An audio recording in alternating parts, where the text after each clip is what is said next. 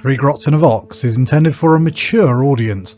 This means there will be crude language and discussions of adult themes, especially if we're talking about Tactical Marines or Gabriel Seth. Viewer discretion is not only advised but encouraged. All opinions are our own and often given for humorous purposes. Any advice is given largely for entertainment purposes and would probably be ignored. But if you do learn something useful, count it as a win. City centre in the Hagley Road in Birmingham, where they serve these giant naan breads this big, and they don't serve them to you on plates or anything. They have these huge twin-pronged metal things with giant spikes coming up off them, and they just skewer the naan bread onto these huge metal spikes at the table. You just pick bits off and eat them, and so it doesn't get soggy. Chutney and dips and whatnot. It's amazing. It's really good. Oh, I'm all up for that. Yeah, I'm well up for a giant naan bread. Good evening, everybody. Welcome to the coldest open you've ever encountered. We are halfway here through a discussion about naan bread.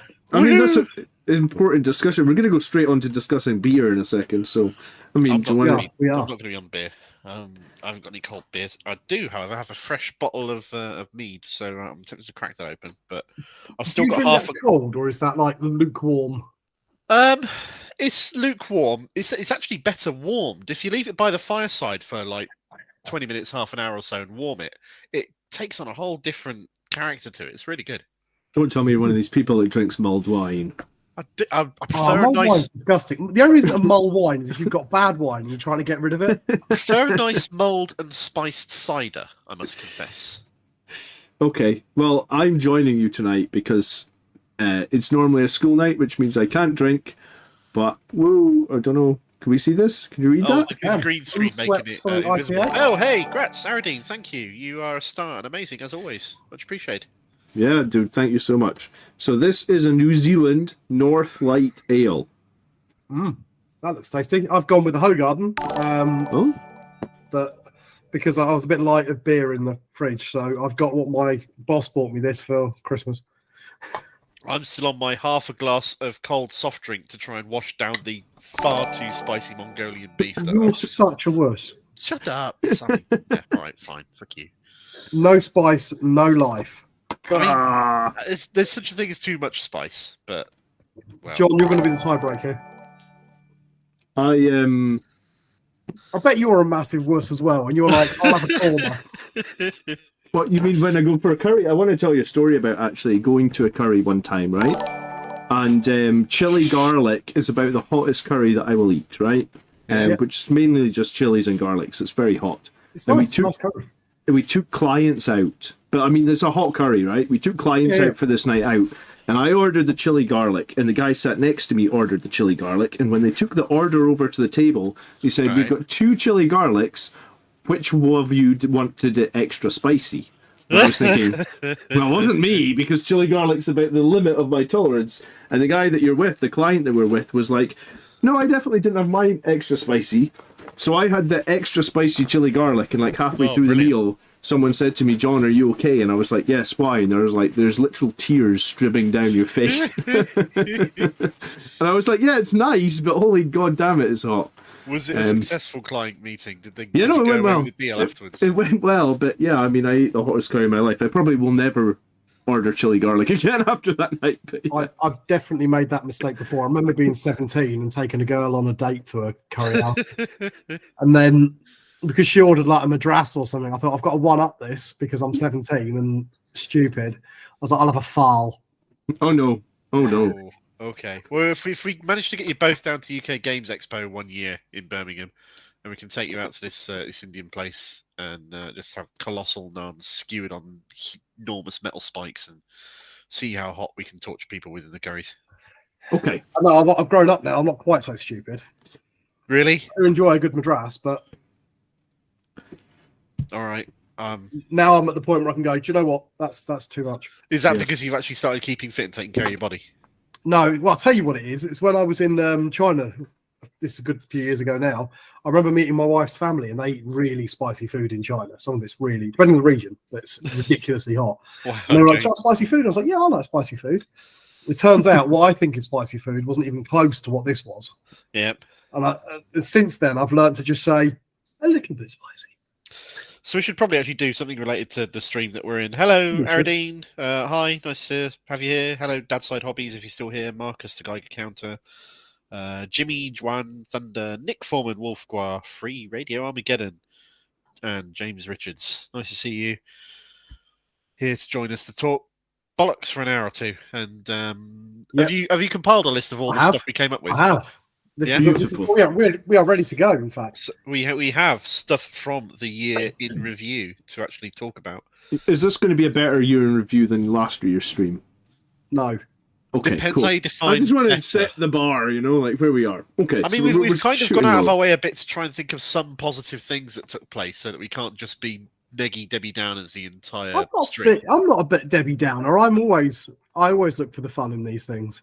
Yeah, That's me why I enjoy writing it every John year. is known for being salty, and I go off on one every now and then. I love a good rant as well. Right. Okay. Let's get stuck into this. Those two have beers, and I'm finishing a glass of soft drink after having a far too spicy Chinese before I crack open a brand new bottle. You know, I lost half my beer. This you beer gentlemen is see about the this? strength of wine. This is it's like 14.6% stuff, so it's not weak. All right, so you've made a serious tier list. I have. Oh wow! The golden flowing locks of a fabulous hawk boy is the top tier. The bottom tier is Marines and Gabriel Seth. You know, we did Average do is that. Ultramarines. I was going to say we did do that addendum video with Gabriel Seth, didn't we? Yeah. I don't know. Did you actually put that one live? Yeah, put it live. Yeah. Went out yesterday. Cool. Modern Star Wars movies, not quite the bottom, not quite as bad as Gabriel Seth, but close. Okay, brilliant. Well, I thought I was trying to go for kind of like in the middle is like neutral, neither good nor bad, Yeah, just a thing that happened. not we've got not objectively good or progressively bad. worse. Just yeah. Okay, And progressively better. that sounds like the sort of thing that a tier list should probably be. Yeah. So that means that if anything's an ultramarine, it means it's an absolute basic bitch. Yeah, Right? It's Okay. smack in the middle. And has I no, was going to say, no, you better hope Marius memorable features. doesn't show up in the stream, or he's going to be like right out here. Oh, if you'd bring it, yeah, come on. Okay. Mark Someone's definitely calling you out, saying tactical marines, they're legit good. Someone called me out and said one of the guys on stream didn't even know tactical marines could combat squad. And I was like, yeah, because I looked at the 10 guys for like the points and just went, no. No, I don't really need to read any further in that. Thanks, very mate. Yeah, cheers. It's like okay, we kind of know what we need to The know. quote just because you can doesn't mean you should, or I don't know. I Something don't like know. All right, where are we going? Right. Where are we going first? So, I've also thought it would be fun to make my clues a little cryptic this year. Okay, Okay. all right. So rather than just, make it easy for ourselves, I've not directly linked the picture and the name to what we're actually talking about. You've got to puzzle Do it the out. pictures have something even vaguely to do? They do. The pictures are a clue, and the name of... So, like, we had a lot of things on our list, and I've had to categorise them all with beer forever. Yeah, seems Okay, fair. so I'll tell you the name of the category, and I'll tell you the picture that goes with the category, and you guys can figure out what goes in that. All right. If that makes Cool. sense. Okay. Okay. So, I our feel first very category... worried. That seems about right. If you want to interject anybody, all you lovely members who've just been gifted memberships and whatnot, then you get free super chats and all that crap, and it'll pop up on a screen, and we'll have to read it out and all that sort of thing. So it's all good fun. But yeah, we'll read out just about every comment as well, I'm sure. Yeah. All right, let's do it. Okay. Yeah, So, our first one. There's our picture, and the category name is "Where did the golden shiny man touch you?" What? It's a picture of Vanguard veterans. Okay. Where did the guy, shiny gold man, touch you? We're going to need help from chat for this, for sure.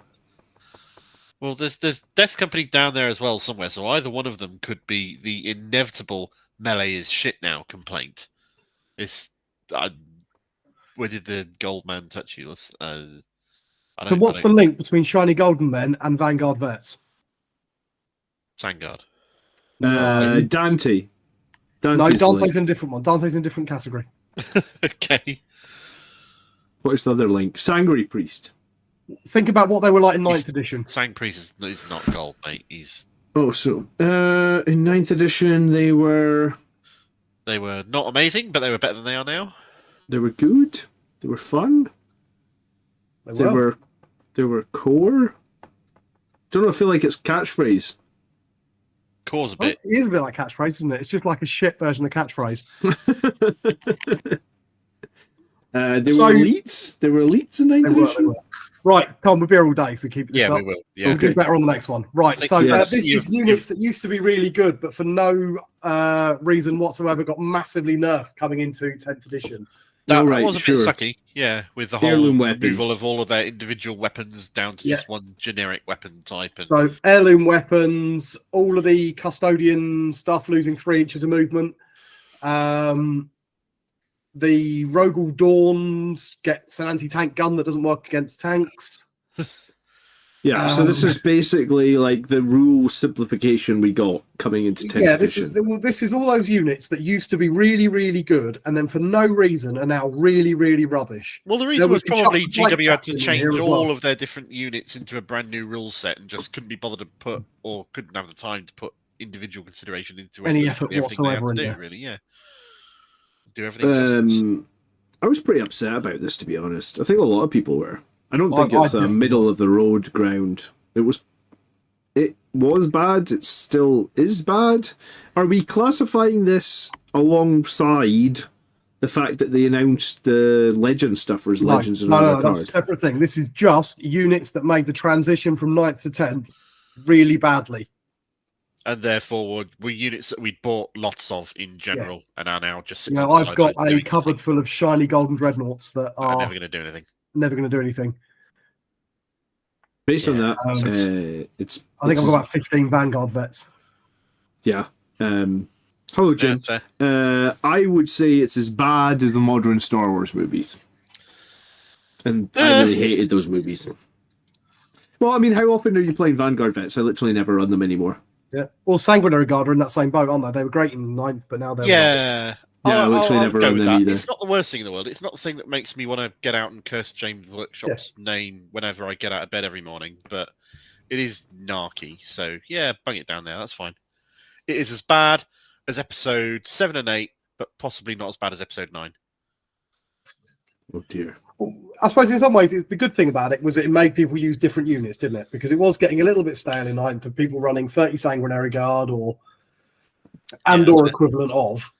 Yeah, I think that could have been handled much better. Though. Oh, true. It's by nice making to see more variety, but it's also a bit of a cynical view might be that they do that in order to have people buy more things. That they can't just keep using the same. I've got lots of Forge World stuff that was very expensive and I didn't do a lot. Yeah. It's good for paperweights if you need those. Thanks. Yeah.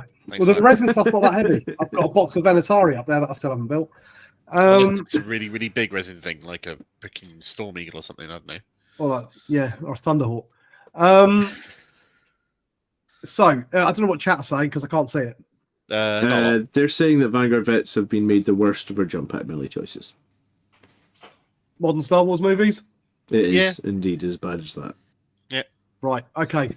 Next one then. So our thumbnail is that. And our title is Legend of Cool Stuff. Alright, so that's cool stuff getting legends, I guess. Yeah, this is all the units that got legends, the Forge Road units, all the attack bikes, all the stuff that got legends. How do we feel about that? Dreadnought, isn't it? That's an Ironclad. That's an Ironclad Siege Dreadnought. Yeah. That's my Ironclad Siege Dreadnought, in fact. It's also been chucking things like the Horus Heresy, these brand new plastic kits for the Leviathan, the Contemptor that they definitely sold us as usable in 40k and 30k. Yep. Alright, Dean, thanks so much for hanging out, dude. And thanks for the gifted subs before you head off. Appreciate it. Yeah, much appreciated. Hope your goddaughter has a good evening, and you too. The end squattening 2.0. Yeah, that's not wrong. The legend stuff would have been probably better received if they'd just done it in one announcement. The fact they split it over 2 announcements made it even harder, I think. Well, it's still going on. It's not even 2 announcements. It's every time there's a codex coming out, you sit there waiting to see what else has made it into the legends category. That's true. I mean, it's good news for people who obviously want to buy and play all the Legends stuff that people who don't are offloading and all, but it's pretty sucky for having a whole load of stuff that isn't going to I get did used. get a brass scorpion for basically free. And I've Cool. always wanted a brass scorpion because it's in one of my favourite books. I know it sounds like a weird one. There's two of them. I can't remember which one it's in, but this is the first one I can reach. Is this, which is an incredible book. And they never really made a third volume, but it's all like colour plates and things like that. And in one of these, I'm hoping it's this one, but it depends if I get lucky or not. There is a brass scorpion.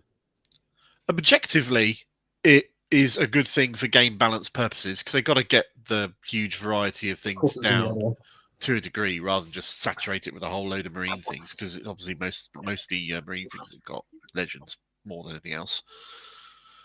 But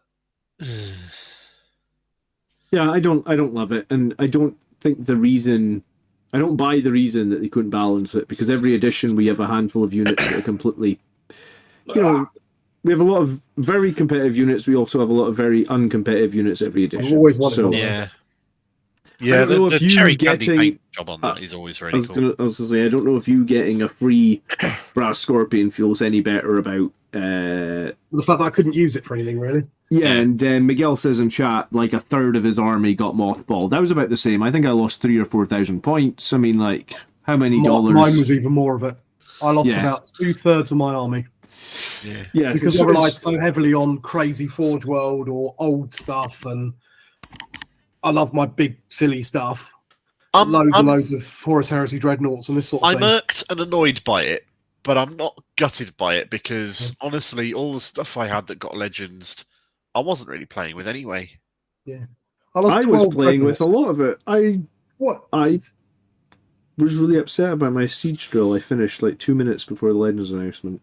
Thank you so much, Marcus. There are only two types. The one you had commissioned as well. So we got super chat. There are only two types of alcoholic beverages to me: the ones you enjoy and the ones you drink after your work weekends. Now I should go before I pass out. Finally, Rouge One is the only half decent Disney Star Wars movie. That's like the old Dylan Moran sketch, isn't it? With the types of wine. There's only 3 canes of wine. I don't know where I got that accent. There's the no disgusting. There's the that's quite nice. I'll have another. Or there's the actually no, that's quite nice. I think I'll have 2.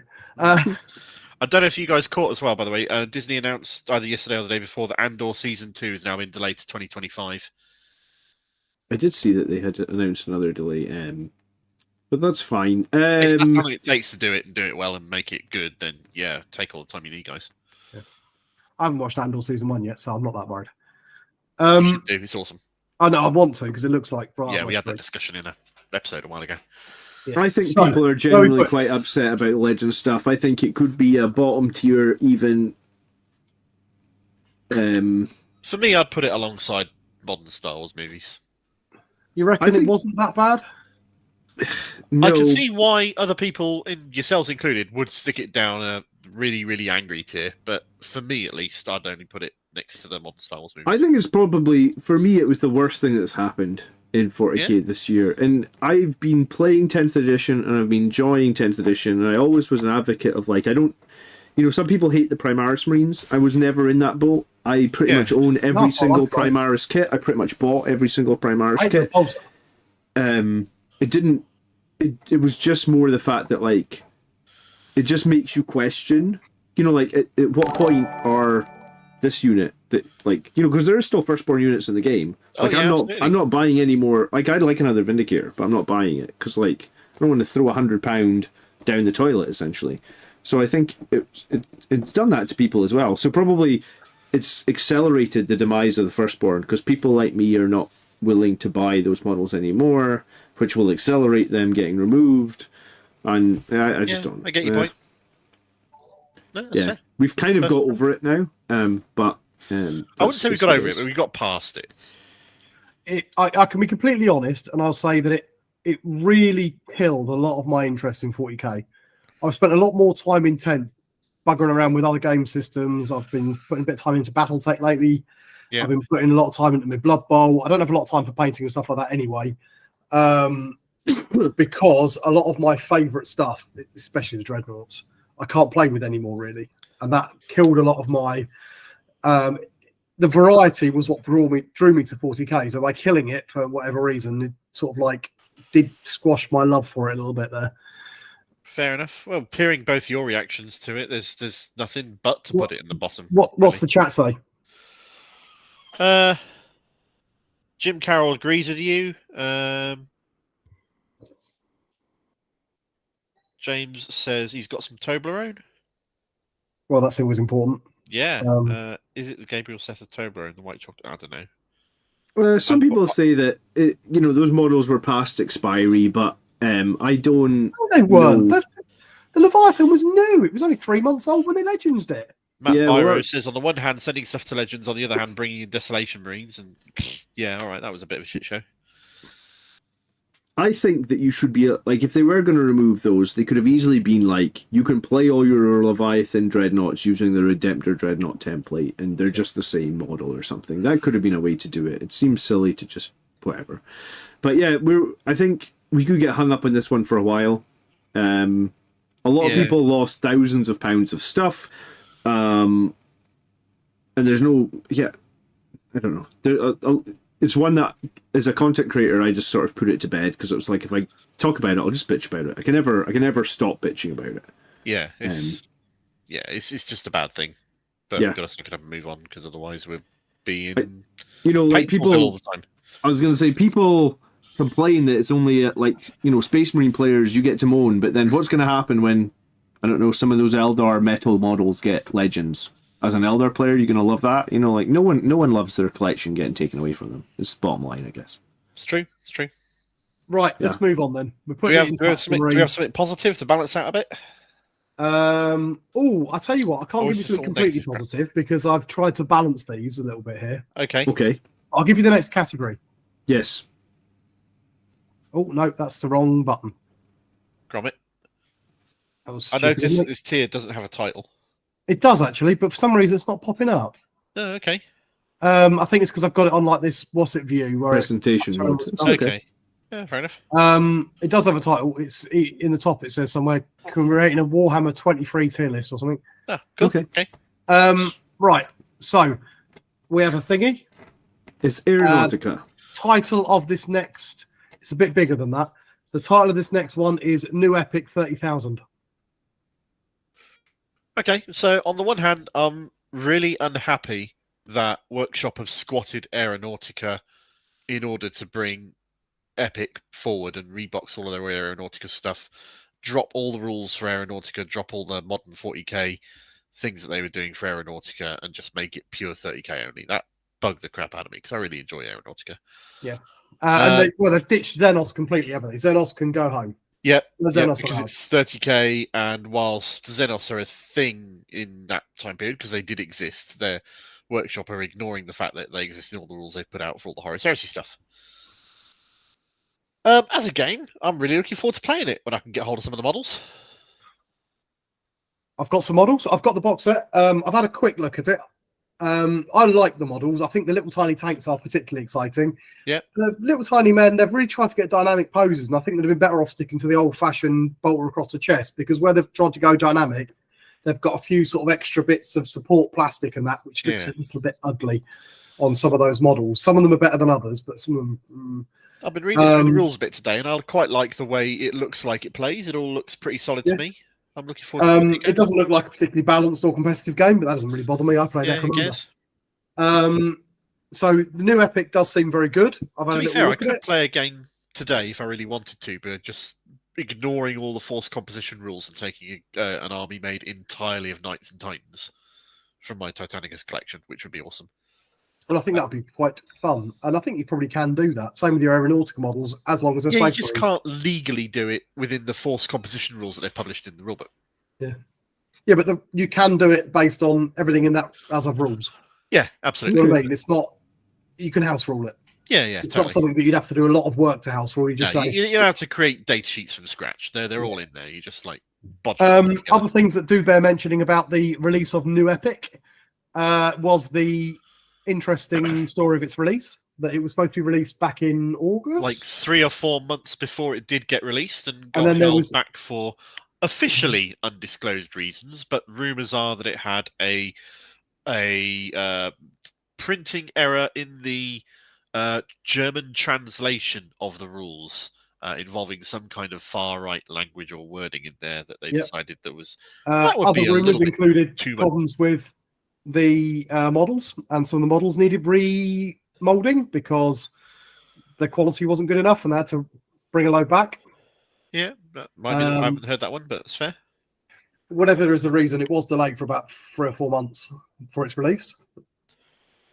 I'm kind of bothered that Heresy hasn't been properly supported yet. They started a whole new game system that looks like will get forgotten by GW in a year.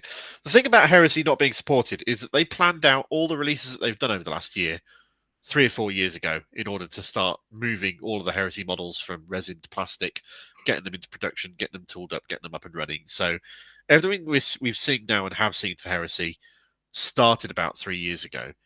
So if we're seeing less now, that means that they didn't predict to be able to be supporting or doing much more. Do you think that 2 or 3 years ago? the Legends change is going to have affected the Heresy sales in any way, or you don't think that's a... I think they will have affected Heresy Absolutely. sales. I think a lot of the things that are now Heresy only, people would have bought for 40k, especially the plastics. You know, we talk I'm talking about the Dreadnoughts. Yeah. Even some of the tanks, I imagine. Some of those I'm new sure Predators the and stuff. Heresy... Yeah, like the Kratos tank, for example, as well. Yeah. Oh, God, yeah. I'm sure the Heresy Vindicator has sold a lot because it's a cool new model and it's still legal in 40k, technically. Yep. The Knights were probably sold an awful lot. Yeah, because they're still legal in 40k. I think it might have hurt the not the Castigator pattern, the big tall ones. Yeah. The Acarus ones. Acaruses. Are they Acarus? The Acarus Lancer? Yeah, the Asherus, the Castigate, the Lancer, because they're dreadful in 40k. They're really bad because they sort of want you to use them for Heresy, and they've sort of said, well, we've only got... Well, the Lancer had potential to be broken as fuck. Yeah. So it's just kind of good that they nerfed that a little bit. So I don't know if people would have bought them to use in 40k because they are objectively awful in 40k. A little bit like the 4-year-old Custodian stuff. The Sakaran is such a beautiful tank, 40k Yeah, scale, can't use 30k scale. It's a real shame that... Well, John, the tournament you went to was allowing Legends stuff, wasn't it? Yeah, I think some TOs were as annoyed as we were about the Legends changes, so they just said, we're just going to let Legends roll at this tournament. So maybe it's not as big an idea as we're making out. Maybe it's just a case of... I think maybe in the long term, it might shake out to be, as more tournaments go, no, we're allowing them. Yeah. But the big ones certainly aren't. No, the big ones got to toe the line because they're going into all the GW competitive... My sort of gaming group doesn't, because they like things to be balanced, and the argument is, well, they're not balanced in because they don't get updates or anything. Which is arguably true, yeah. So, anyway, we've done that. We moved on. Yes. So, new Epic, where are we putting it? It's a mixed bag. It's got some really good bits. It's got some really sucky bits to it. And for now, I think I've got to put it in Ultramarines. Because just to balance out the good and the suck. Yeah. John? Okay. I mean, this is entirely you guys. I do not have time to start new Epic, so...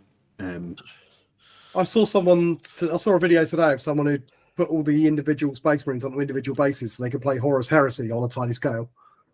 Okay. Which looked awesome. It does sound awesome, actually. I saw an episode of Painting Phase where they were talking about this game when it had just come out, and they were thinking that they could play with the little men with little magnets on the base and play Kill Team Travel with it. Well, this was that same sort of idea. Yeah. And they'd put a big box, magneted, so instead of a basis for the individual men, they were magnets. Yeah, yeah. And then it meant that they could play full-size games of Horus Heresy. On a tiny little... Yeah. Clever. Just on a small table.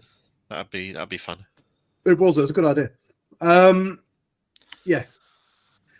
I think I feel slightly more positive because but again, this is it. A bit like you, Mark, and the Legends. You weren't really playing with those units anyway.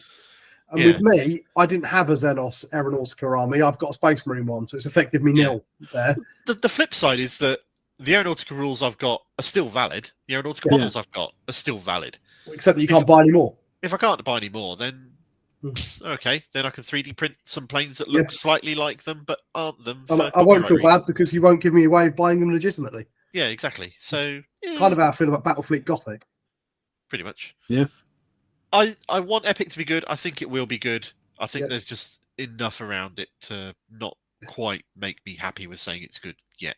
I think I'm with you. I'm happy to put it in Ultramarines. It feels like at the moment. You kind of have to see how it shakes out. Maybe next year you can decide if it goes up or down.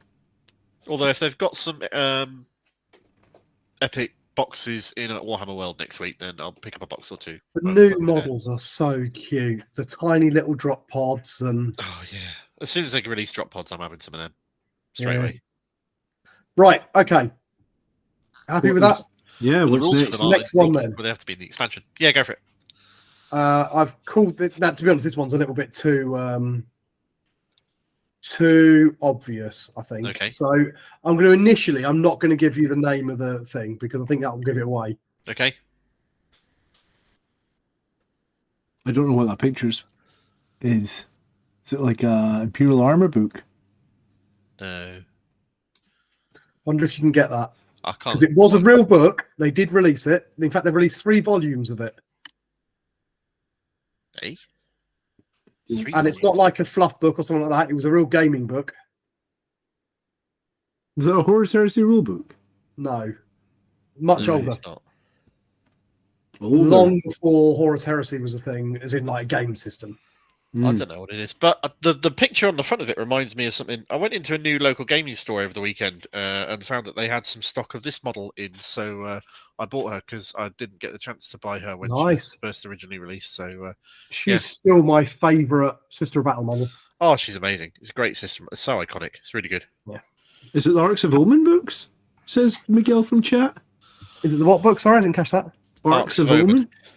No. There was more than 3 of them. Because I was thinking that same thing, but I'm guessing that's going to be the lion model picture down there. Is probably. We'll find out about that later. Right. Okay. I'll give you the clue then. So it's indexes or indices. Oh, okay. Right. Fair enough. So index rules. So that is the original index books that they released many editions ago. Blighted Legionnaire from the chat James got it. He says his Index Astarte is from White Dwarf. Is that correct? Oh yeah, it is Index Astarte. Yeah, they used the same logo when they used to put the White Dwarf articles, but they actually released them as physical books as well. Oh, look, chat are way ahead of us, Mark. Apparently we don't know shit about 40k. Why are we even here? Get the chat in. Is this our opinion of what we think of the Index releases? Yeah. And where we put them? So, well, I mean, Eldar beat everybody without even fucking trying. That's a different thing. I'm not so much talking about that. It's more the whole. It's now an index. They were all given away at the beginning, but they were downsides to that. They're not does this include? Yeah. It's less lethal. It's more. That's a different set of rules as well. Having all the factions having all their rules written at the same time, therefore they're sort of like written in balance and next to each other in theory, Eldar aside at least anyway, is in principle I like it because it means that you don't have armies written months apart to deal with growing levels of meta play and power creep and all this sort of crap. So in principle it's great and I do like it. Them being given away for free is great. It's just a shame that obviously that they get replaced by codices which have paywalls behind them and codes further behind them. You can't then access the rules in the app and all that kind of stuff. It was also pretty sad that all the 9th edition codexes only lasted a single edition. If you're a sado like me, that had most of them. Yeah, the fact that the Guard one and the World Eaters one lasted a matter of single-digit number of months was particularly tragic. And I'm very unhappy with VW about that. On principle, I didn't buy either of them, so I can't really rant about it too hard. And the fact that they are very simplified as well. So they did stuck a lot of the... But then, looking at that old Index Astartes book, that was exactly the same. They sucked all the soul out of the armies and they give you a basic get by army list. They've got more character per data sheet in the 10th edition indices than previous ones did, where they were just the stat line and literally nothing else. They did this at the start of 8th edition as well, if I'm correct, right? Or was it the 7th? It was the start of 8th. I feel like it's average, right? Like what Mark says on paper about them all being free and them all being written at the same time should have meant we were putting in the top 2. Yeah, I don't think with the balance that we got, it could realistically go in the top 2, because you had like knights just killing everybody, Eldar just killing everybody. We're not talking about balance at the moment, John. That's a different one. Okay, well, I don't know how you can talk about the indexes themselves and their existence and how they're written. Well, I don't know how you can talk about them without balance. I guess they're fine. I think they were good in and of themselves. If you ignore how the balance between the factions played out when they actually hit the real world gaming, and how disgusting Eldar turned out to be with the Fate Dice and Devastating Wounds interactions. What about how they've not been updated as Codex has come out? So we're talking about Mephiston not being allowed to join things, Gabriel Seth, when we filmed that video, only being able to join Tactical Marines. Yeah, that bugged me quite a lot for a while after they released Codex Space Marines and didn't bother to update the indexes. I can guess why they didn't bother to update them, but ultimately they didn't. Then again, after a month and a half, they finally did bother. Yeah, I'd argue we didn't do a very good job of it though. No, it was literally the bare minimum. I guess Matthew says the indexes were an improvement, I guess, on how it was done in 8th. I guess it was an improvement in that we didn't have to buy books, because you used to have to buy the books in 8th for the indexes, if I remember. Yeah, and so I guess that was stats, which is what they were in 8th. An improvement, but I'm still not happy. I think we talked about this before. The competitive rules should be digital, so they can be updated more frequently. It seems like they're never going to do that, so I guess the indexes are fine. Yeah. I mean, being better than a turd is objectively better, but that doesn't necessarily make it good. Yeah. So where am I going to put this? James has got... He keeps talking about white Toblerone. Hold on, this is serious. I've investigated now confirmed that white chocolate Toblerone can indeed be put in the Gabriel Seth and Tactical Marines tier. Oh, it's because it's revolting. It's far too sweet. I could have told you that before you put your money in, James. I mean, white chocolate isn't even real chocolate, right? The dark chocolate it's got no chocolate content. Too bad. Yeah. White chocolate's horrible. I think the indexes can stay with Toblerone is when they in the middle. reduce the amount of chocolate you get for the same price to like half the amount of chocolate in a Toblerone. It was ridiculous. Everything's doing that. A flan bar is 40 pence now. Yeah. I'm worried I might have balanced these too well.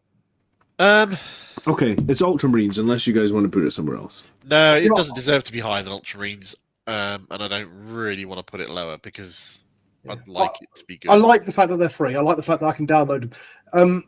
For me, actually, they're good. I don't like some of the stuff that's happened, the balance, blah, blah, blah. But from a non-competitive point of view, so that means the balance doesn't really come into it, they're brilliant. So at the moment, I run a club for kids. Yeah. And the fact that every one of those kids, they go, I've got this funny model. And I go, brilliant, here's the rules for that. And I'm not breaking the rule by giving them a dodgy copy or something. Yeah. No. Every kid can have every rule for every one of his models and play a game there and then. Yeah. You don't have to buy anything else. They don't need any specific books or anything like that.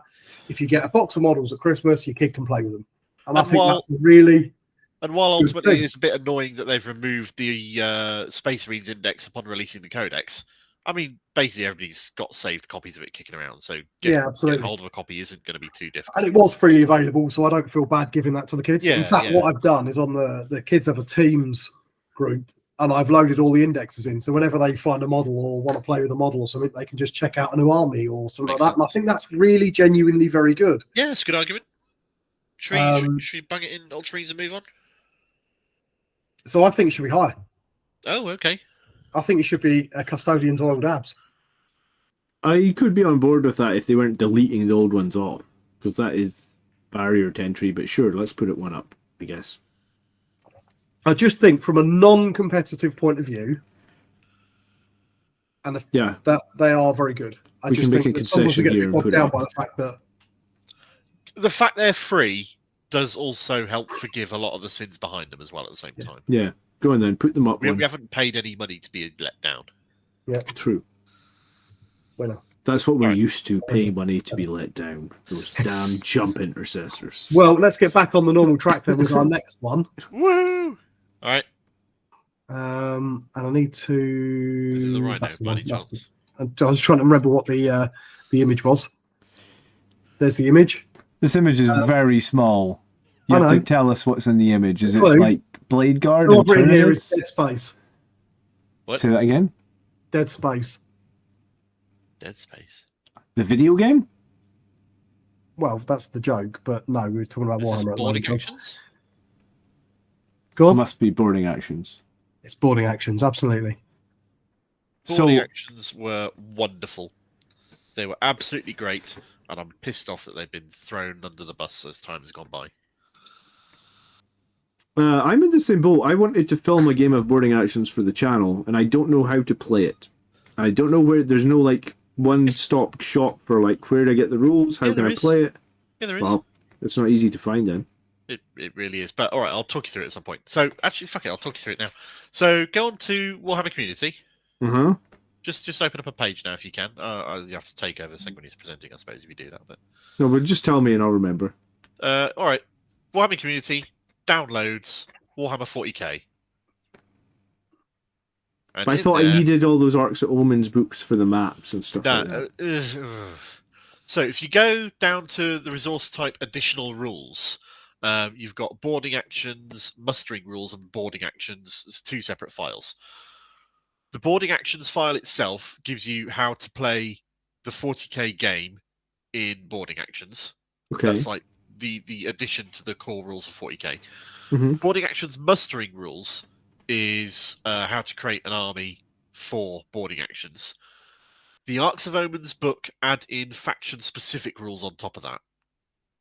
Are they still valid? Yep, they are still valid. But I guess what I want to be able to do is buy a single publication for like $10, or maybe 20 because inflation, $20 that has all the map layouts and stuff like that. If I don't have any of the Arcs of Omen books, I'm screwed, I assume.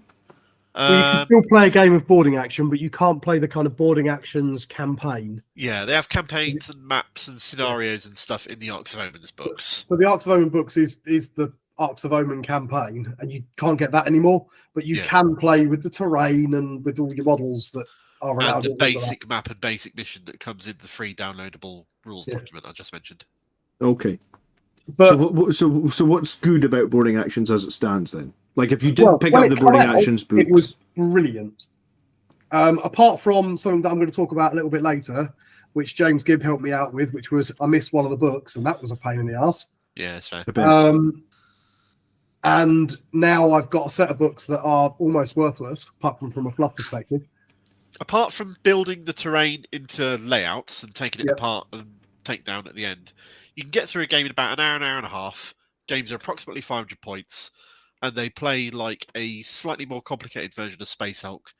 You can only bring infantry, and it's really, really good. It Really, plays really differently fun. enough from 40k to be great fun.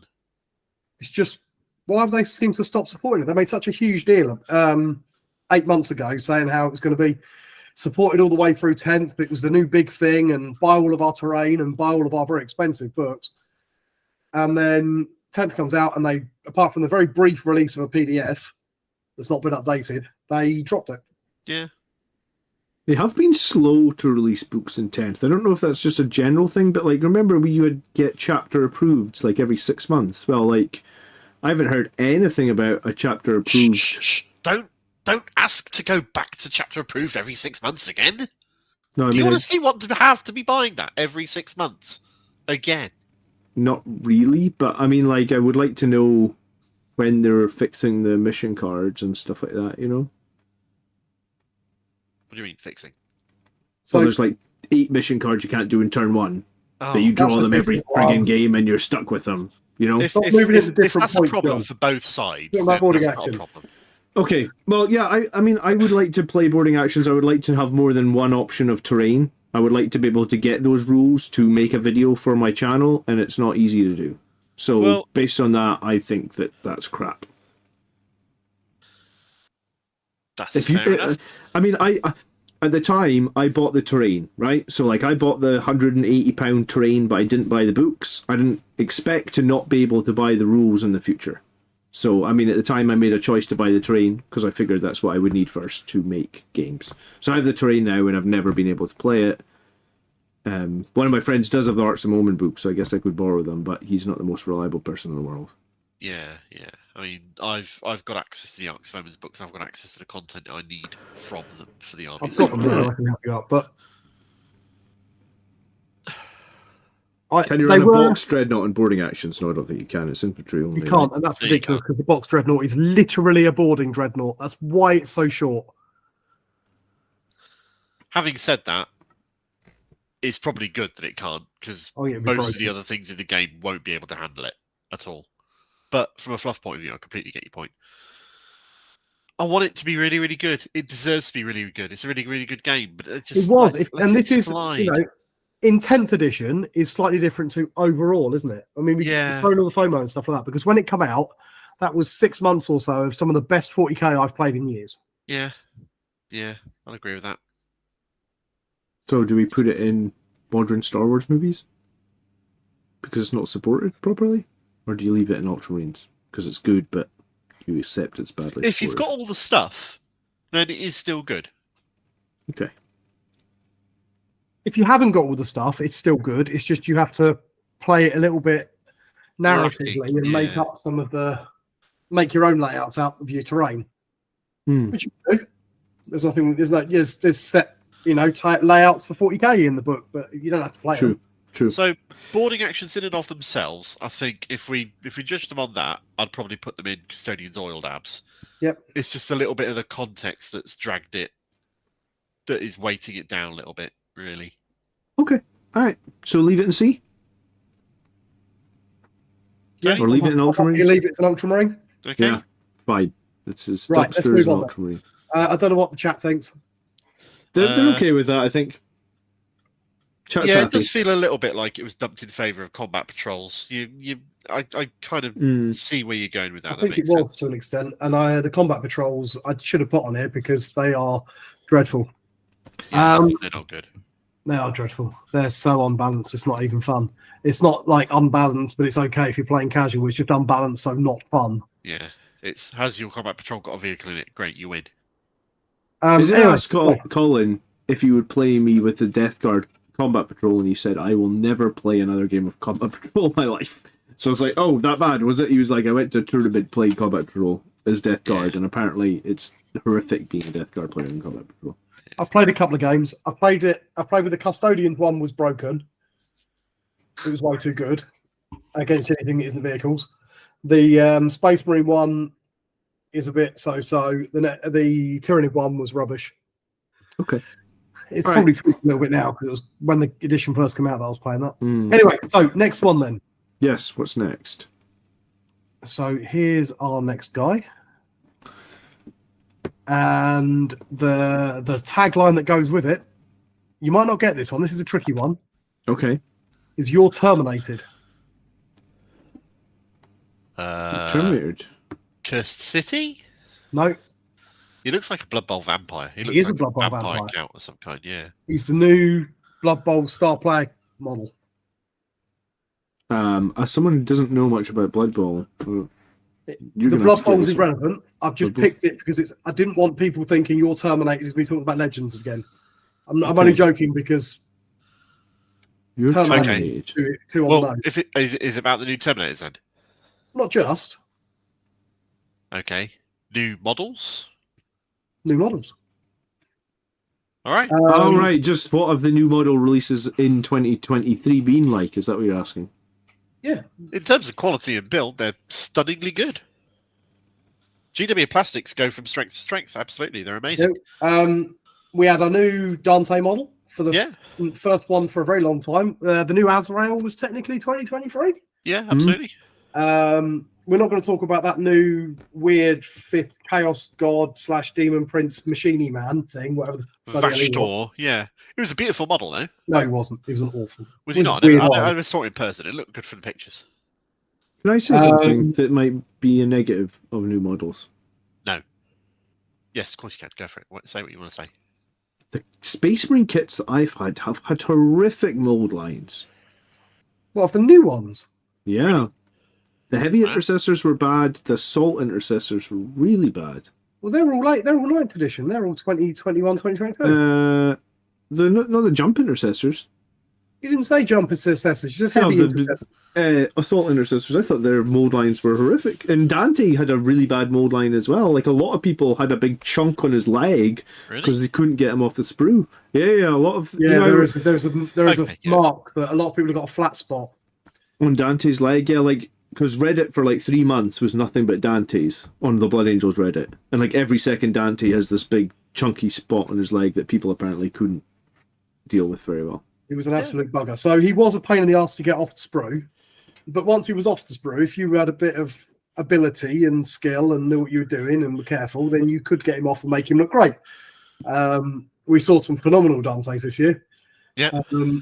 We've had stuff like the new Terminators. The fact that monopose is annoying, but they are really, really pretty in and of themselves. The new Tyranids in the new Leviathan box are without any of... The only one I didn't like that was the Alpha or whatever he is, the winged dude, because he had this weird sort of downturned wing. I'm not sure what the fashion is for these downturned wings on models these days. It annoys me. I don't like it. What about Desolation Marines? I mean, they're a good unit. Some people like them. People who are wrong, but... Yeah, they're pretty awful, weren't they? They're pretty awful. But I'm trying to think of another absolute miss when it comes to a model. Yeah, some people don't like the Assault Intercessors, but I think it's mostly the Tactical Rocks. Oh, yeah. People are always upset about Tactical Rocks. So, the Lion model, either of you guys get the Lion? I haven't got him. I kept meaning to, but every time I actually got to the point where I wanted to buy him, he was out of stock, which was quite a long time, to be fair. I'm not sold on Old Man Lion. Oh, I did. I think Charles Dance look is really good. I'm well up for that. I do quite like the hooded one quite a lot. Uh-huh. So there's other head options, if you know what I mean, and they're great. And the rest of the model is fantastic. We had the phenomenal new Farsight this year. We've had... Yeah, Angron was good. Sorry? Angron was a good new model. Not my favourite. Same with the Eightborn, but a lot of people like them. Yeah, I do like the Eightborn, actually. Okay, so our new models really models this year. Slightly above... Are they... They're up one? They're up two? And actually, I know we're mostly talking about 40k here, but from the other game systems as well, we've had some incredible releases for Necromunda with the Taurus, yeah? Yeah. That's an amazing model. I hope that comes for Guard as well. The Necromunda models have all been extremely good. The Blood Bowl stuff has been spectacular looking. Yeah. Okay. The new Vampire Gang has been... the Vampire team was amazing enough that I immediately bought it, even having no wish to play it anytime soon. Yeah, that's fair. I think they've knocked it out of the park, if I'm honest, with models this year. They've released some absolutely fantastic... And the number of duds has been very, very small. It's true. I mean, obviously, Desolators are a massively high-profile dud, but in terms of... Man. Sorry? You know the Stilty Man that everyone was giving shit for? Yeah. I quite like it. It's sort of that mad, insane... It's really characterful. It's going to be a great model in technical terms. It just looks daft as fuck. But I like the daft. I think daft Mechanicus, it's got a very John Blanche feel to it, and I like that. Yeah, that's fair enough. Do you know what? The only thing that I really didn't like this year was I paid £25, I think, for the company champion. And like 5 minutes after that company champion got released as limited edition, I can now get the company heroes for like $7 more, and I get what, 4 more models in the box? But that's not the quality of the sculpt, is it? The sculpt is still great. It's just sure, but I mean we got to include price a little bit. It does. Don't we? No. Mine's never even got out of his box. I've got the same company champion. I paid the same $25 for him. Well, you ain't selling him now. Here he is. Not doing a whole lot.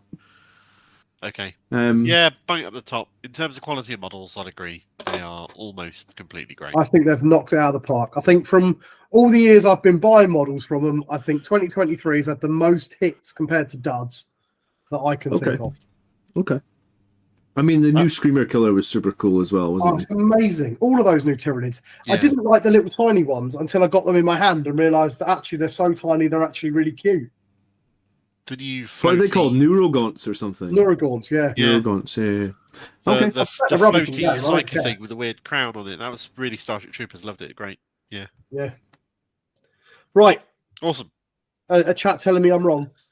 No, chat are telling me that you could resell your champion because he was a con exclusive. You probably could. Yeah. Probably could, yeah. Yeah. Right, okay. What's my next one on here? Oh, hang on. This one is that. Okay. And the clue is the Millennium Bug. Well, the new website was completely unnecessary. It was. And that is really what I'm talking about. I'm talking about the digital stuff. So the new website and the new app. So the new app, Well, when they announced the new app and they said we're going to have an app for this edition of the game and it's going to work, and everybody laughed, including me. But props to them, the new app does work, which is good. The I've got nothing but praise paywalling to of say- the app is obnoxious, though. It's so silly. I've got nothing but good things to say about how the app functions. You're right, paywalling content is a bullshit decision, but equally so, that's a profit deal for the shareholders and the company and whatnot. So I know. Can I just tell you my example? I was at a game the other night, and I asked to borrow my friend's phone so I could look up my rule. Of course, he does not have my codex, so I cannot look up my rule on his phone in the app. I was like, oh my god. So I just think that's so no. yeah, you're not wrong. Is it still So- tied behind Warhammer Plus as well? No, the army builder is tied behind Warhammer Plus. You can make one list and save one list. If you want to make and save more than one list, you need to be a Warhammer Plus subscriber to be able to do that. Which was actually really good, right? Like, giving people some access to the army list builder for free is really good, right? So, like, I'm willing to say that part was really good. I And just it's think a it's functional really... army builder that has all the bells and whistles in it. It's easy to make. It's quick to work. It exports all the stuff. It's a solid, good army builder. I think Miguel I'm in says- the minority where I quite like the 9th edition one. When it worked, there was admittedly something that didn't work properly on it. But for the armies that it was set up right for, it was really quite smooth. And Miguel is purposely, or he has well pointed out, that it's impossible to buy the books that you want on launch day still on their website. That's bloody And annoying. I actually sent Games Workshop like the most aggravated email I've ever sent in my life to anyone, saying that I waited on their website since 20 to 10 to get one of the books. The website on my computer never even refreshed. Like, it never loaded, not one time between... I was still there at 10:30, thinking the website had just died and no one could get on, and you messaged saying, like, I bought the book 20 minutes ago. I was like, what do you mean the website's never even loaded once? I've been here since 20 to 10, you know? And it was like... So their new website is bad. The paywalling is bad. It's The app obvious is why they've done decent. the new website. It's clearly made to cater to the new player experience and explain more about who and what Warhammer is to somebody who comes across their website with no idea what it is, rather than just be a catalogue of things that you click on easily and can see what you want and go buy it. And granted, the queuing system always needed some work doing to it because it was never that great. But the fact that it's now just a nightmare to navigate and try and see a catalogue and list of models, and the interface on mobile is just so shit. I feel it fails in the number one most important thing it does, which is allow me to buy things. Yeah. You know, if I want to buy a model, then they should make it easy for me to give them money. I get the new player experience is important to GW, but letting people buy shit off you kind of important too. You know, and as someone who, you know, bought a lot of Forge World, looking at all the white boxes, etc., on my shelves here, a lot of Forge World. Which is one good point to come out of all of this: the fact that it is now unifying Forge World into the Games Workshop website, I don't and you like can that. therefore It's like the buy old them Forge World. to be delivered to a Games Workshop website. Or I like the fact that it split it off yeah, why? because it wasn't core, which meant that you knew where to look for it, if that makes sense. You go on Forge World if you want expensive resin things, you know what they're made out of and you know what they are. Whereas now I find that it's sort of muddled in with the plastic stuff. Oh, is that what UAT stands for? I never knew that. And Yeah, I they've find got that a a little, little like- bit irritating. They've also seemed to have used it as an excuse to cull Forge World again of Yeah. weird and interesting units. Which and I feel has like been there's not a happening place slowly over the anymore years. for the weird stuff. You know? It's like Yeah. everything's mainstream and we can't have any bizarre. Yeah, it's very definitely Absolutely. taken out all the edge interesting stuff and becoming more and more Balance. core, easy, acceptable, user friendly, beginner, new know, person. I was really hoping with 10, but they were going to go the other way and I get to use my saber tank in 40k. Yeah. It makes it funny that they brought Forge World in when literally you can't use it anymore. They've gotten rid of all the Forge World things that you could have wanted to buy through 40k. Yeah, that was slightly I'm ironic. not willing to spend £780 on a Thunderhawk gunship, I guess. They're not even in stock anyway. Still want So- a Fellblade or a Glaive. I was going to say, Yeah. I've got the Falchion, which Blade, is... Fellblade. Yeah. I would put it... The new website was bad. Really The app bad. being Like, behind a paywall is bad. There is a small good thing that the app is pretty usable. So it could maybe and Mark redeem likes it the and fact they keep rolled it. Forge World in. Yeah, they could I like maybe it in keep it in principle. C. In practice, you're right. The fact that you don't want to buy anything Forge World these days makes it a bit of a null relevance point. So is it a D or is it a C? Is it Ultramarine or is it as good as the modern Star Wars movies? I think it's a modern Star Wars movie. Yeah, it's pretty bad. I'd isn't it? like to put it higher on sheer app functionality, but I think the negatives are too strong, and I think you're right. Put it down with modern Star Wars. Okay. I love how Right. modern Star Wars is like the D tier. What a genius idea. Tony does have his moments. Yeah. Oh, don't get started. Technically, Ultramarines is B tier because it goes S, A, B, C, Yeah. D. But Whatever. Okay.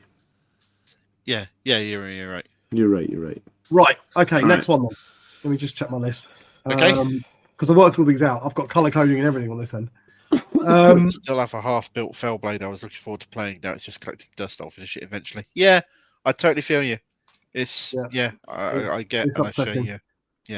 Now It's this one you might not get. You'll know the quote, but you might not get what it's talking about. But All right. I just like the quote enough that I used it anyway. What was the picture I used? That was it. Well, I know what those Okay. are. And then the quote I put is, "What the hell are we supposed to use, man? Harsh language." That's an Aliens quote. That is an Aliens quote. So is this melee punching like marshmallows these days? Melee punching like marshmallows is certainly part of it. Okay. Is it the game is less lethal? The new game is going to be less lethal overall these days. That's all part of it as well. Yes. So it's the 10th edition rule set, or the Yeah, things it's really Yeah. kind of you've got fewer re-rolls. Which was bullshit, obviously. Have you played with aggressors? And melee combat rules are bad intent. I think. And what did they say? Simple, not simple, or simpler, not simple. Simplified, Yeah. not simple. Yeah. I spoke to a couple of people about this earlier when I was trying to work these out, and one thing that was pointing out was melee combat does still work for some armies. Oh, it does still work for like Just World not Eaters. Space Marines. It's like, so they're like, we're going to make this edition less lethal, so we're going to run around and just stick marshmallows on the end of all the Space Marines combat weapons, Yeah. but forget to do it for everybody else. Yeah, that's very true. Like Angron just eats anything and everything alive, but Space Marines, Thunderhammers, Power Fists, Chain Fists all lost AP. I think Universal Special Rules returning has been a good thing. Yep. I think they've now got those somewhat balanced. They were not balanced at the start. So I think that is good. I think the melee combat rules in 10th edition stink in terms of being able to get your units where you need them to be. They work I don't like fine these if you're running around with Greater without Demons. They don't work fine if you're running around with Toughest 4 Marines. So somewhat. They've gotten rid of all the can only be wounded on a 3-up or can only be wounded on a 4-up stuff that was plaguing 9th a lot. Yeah, that's true. They've done a lot that was good for 10th Ed. In principle, in underlying way the game should be working in terms of core rules. And then it's just gone weird with how it plays out on the board in terms of how the units work and their stats. It's that whole, we're going to make it less lethal by reducing the killing power of things. And pretty much everything took an AP nerf. Yeah. But other armies had high strength or other ways of getting around that issue. But Space Marines really didn't. And couple that with the fact that they're not, a lot of them are hit like noodles, looking at you, Yeah. Vanguard. There are still some lethal things out there, and people are just taking the lethal things. But then some other armies got massive increases in lethality when it comes to shooting. Yeah. Um, Well, I played against Chaos Knights at a GT, and they have -5 melt to 4 weaponry. And Yeah. I'm looking at it going, you're -5, so even with cover, I'm getting no save. And you're melt to 4, so if you're within 12 inches, you're doing 4 extra damage. Oh, and your melters are strength 12, because reasons. And I was like, that feels strong. Like, you know, like -5 melta, strength 12. I don't know.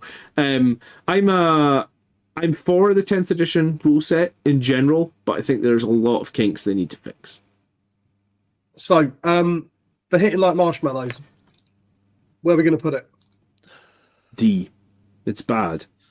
I mean, I'm a Blood Angels player that has a Blood Angels channel that doesn't play the Blood Angels detachment. It's bad. I should have put the tactics on. I didn't, but It's either middle. It's either Ultramarines or modern Star Wars movies. I think modern Star Wars movies. I think it's bad, but it's especially bad for Space Marine players. It's not quite hit other armies quite so much, and the re-rolls thing is just a meme at this point. It was a joke, yeah. I mean, Was, it's become a joke. Matthew made a good point of mentioning the psychic phase. Do we feel the game is better or worse for the loss of the psychic phase? As a Thousand Suns player and a Grey Knights player, much worse. As an everybody else player, it's probably a good thing, if that makes sense. In principle, I like it. I don't like that they've now taken away all the choice you had with psychic powers and said, right, you bring this unit, it has this power. That's it.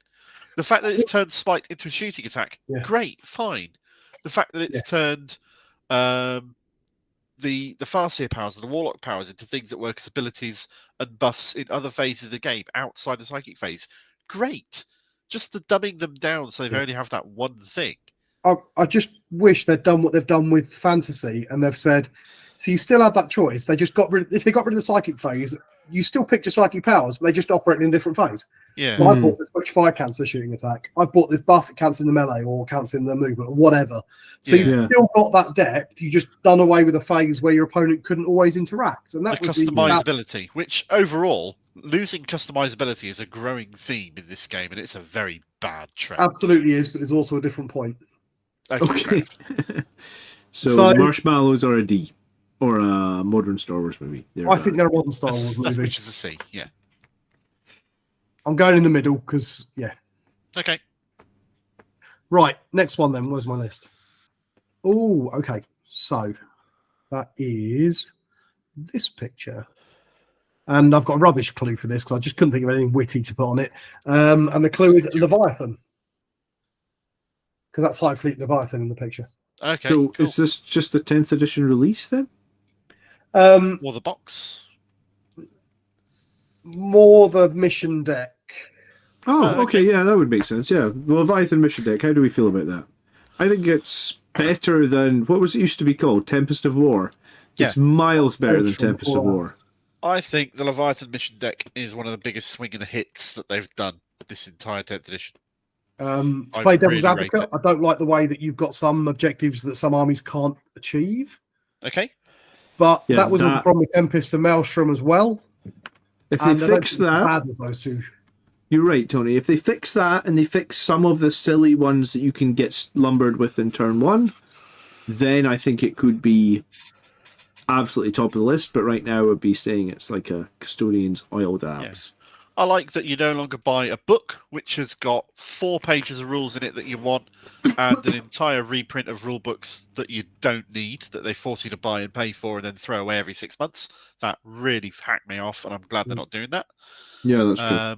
I think the deck and the missions are really good. I think the fact that you can do the mix and match and secondaries will go fixed is great. I really, really like it. I think it's one of the strongest things I've done in 10th, and I'll put it on glowing locks quite happily.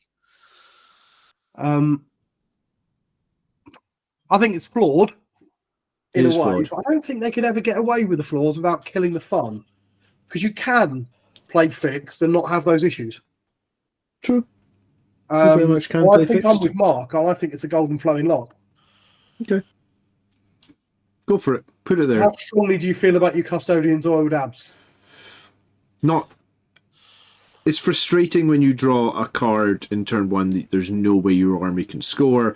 I just think that they need a caveat on a few of the cards that say, like, if there's no way you can score this, you should be allowed to discard it. They add that, and I'm good. You know? I disagree, because then you have the tactical choice of, do I spend a CP to get rid of it, or do I sit on it on the chance of maybe scoring it later? And adding no, I mean, that like, if choice, there's no way you could score decision, it ever, right? Like, if Like there's what? no way you could score it ever at So that you point. could say take some cards out of the deck that can't ever be scored in this game. Probably, yeah. what sort of cards can never be scored in the game? Can Well, you like, actually quote me? Yeah, I think you can get Storm enemy outpost or behind enemy lines in turn 1. Like, how are you doing that? Like, their whole army's in their you deployment choose to zone. discard it at the cost of a CP, or save it till a later turn when you can score it. It's a tactical decision at that point. But I'm saying that could literally screw you in a tournament because you drew it in turn 1 where your opponent drew it in turn 3, right? And you drew it in a turn where, like, realistically, when are you ever going to be able to score? Tournaments are never equal, though. Your army is never objectively the equal of your opponents. You're either going to be down on there, think or that they'll that's be up like on you, or... our lowest common denominator is like it's the same shitty. Excuse me, it's the same shitty situation. If you play against me and you draw that in turn 1, I feel bad for you, right? Because it's like, you're never going to be able to take those 10 Terminators and those 2 tanks off my home field objective and hold it in turn 1. So you just got screwed. So straight away you got screwed, and it's just a bad feeling for both players. By that logic, should we take dice out of the game as well? By the way, because if you roll a 1 at the wrong time, then you just can't win the game. This is interesting because if you remember, we made that Tempest episode, and John was like, I hate it. I despise it. I'm never going to play it. It's random. Ugh, hate random. Ugh. Sure, so I'm just saying remove some dumb random shit where, like, you just got screwed for 5 points on turn 1 because you drew a card you can't. And yeah, you can throw it away, but remember, you can only do that once per game. Once you've thrown a card, you can't throw away another for the whole game. Is that true? Is he trying the old technique of just stating his point and then running away? No. I think my daughter might be up, but no, you can only pay 1 CP to discard a. Okay, fair enough. But equally, that's just as equally likely to screw you over as your opponent, though. John's not here. I'm putting in S. Yeah, don't hit. All right, what's next? Right, next one then. Okay. So this is only part of the issue, but. And the clue that I put along with it is attachment issues. Attachment issues. And I've put a picture of a Space Marine Rhino. Nothing can go in a Tacticus Marines can't go in a Rhino. I think it's just when we were doing the tier list, certain units like Seth could attach to only specific units, but then they can't go in the transport you would expect them to be going into. Is that correct? Yeah, so it's all the attaching different things to different things shenanigans, but also the fact that Space Marines, you can now put Primara Space Marines in Land Raiders, and but not Rhinos because reasons. Yeah, well, exactly. So like 12 Death Guard Plague Marines can go in a Rhino, but like Intercessors cannot. And Death Guard, last time I checked, Plague Marines are bigger than Intercessors, so. Yeah, it's the new putting things, joining units and going in transports and stuff like that. I think it's been good, possibly, in terms of like units are no longer just like buff auras, but I think it still needs another 6 months of working out. I mean, it'll go away in 11th edition when the Rhino gets Legends as well, and there's no firstborn units left to go in them anymore. Wow. So it's only a matter of time. Do you know what? If they said they got rid of the firstborn units, they kept the Rhino and let Intercessors go in it. I think I could take that because the Rhino is so iconic, and Space Marines without Rhinos doesn't feel right. But I'll have to admit that I don't think I've used a Rhino for Space Marines in years. Legitimate Space Marines rather than filthy cow scum. Yeah. For many, many years now. Chaos Scum. That's how I can offload my rhinos and stuff too. Yeah, shit. Ooh, I hadn't thought of that. I am going to buy because I've got a set. I'll put a set of those new set the Demos pattern doors. Okay, yep. So I want to buy one of those new Horus Heresy Rhinos to put on. Okay, cool. I've used a Rhino this edition. Yeah. Multiple times. Yeah. Yeah. I'm waiting for the punchline. Captain Tycho plus the company heroes. Okay, fair enough. Company heroes can't go in Rhino. They could before they became Primaris. They could before Codex Space Marines. And they could also take 2 las cannons before Codex Space Marines, which, of course, Rhino is firing deck 2. Command squad. Yeah. Sad times. Yeah, well. They were cool for literally 1 hot minute.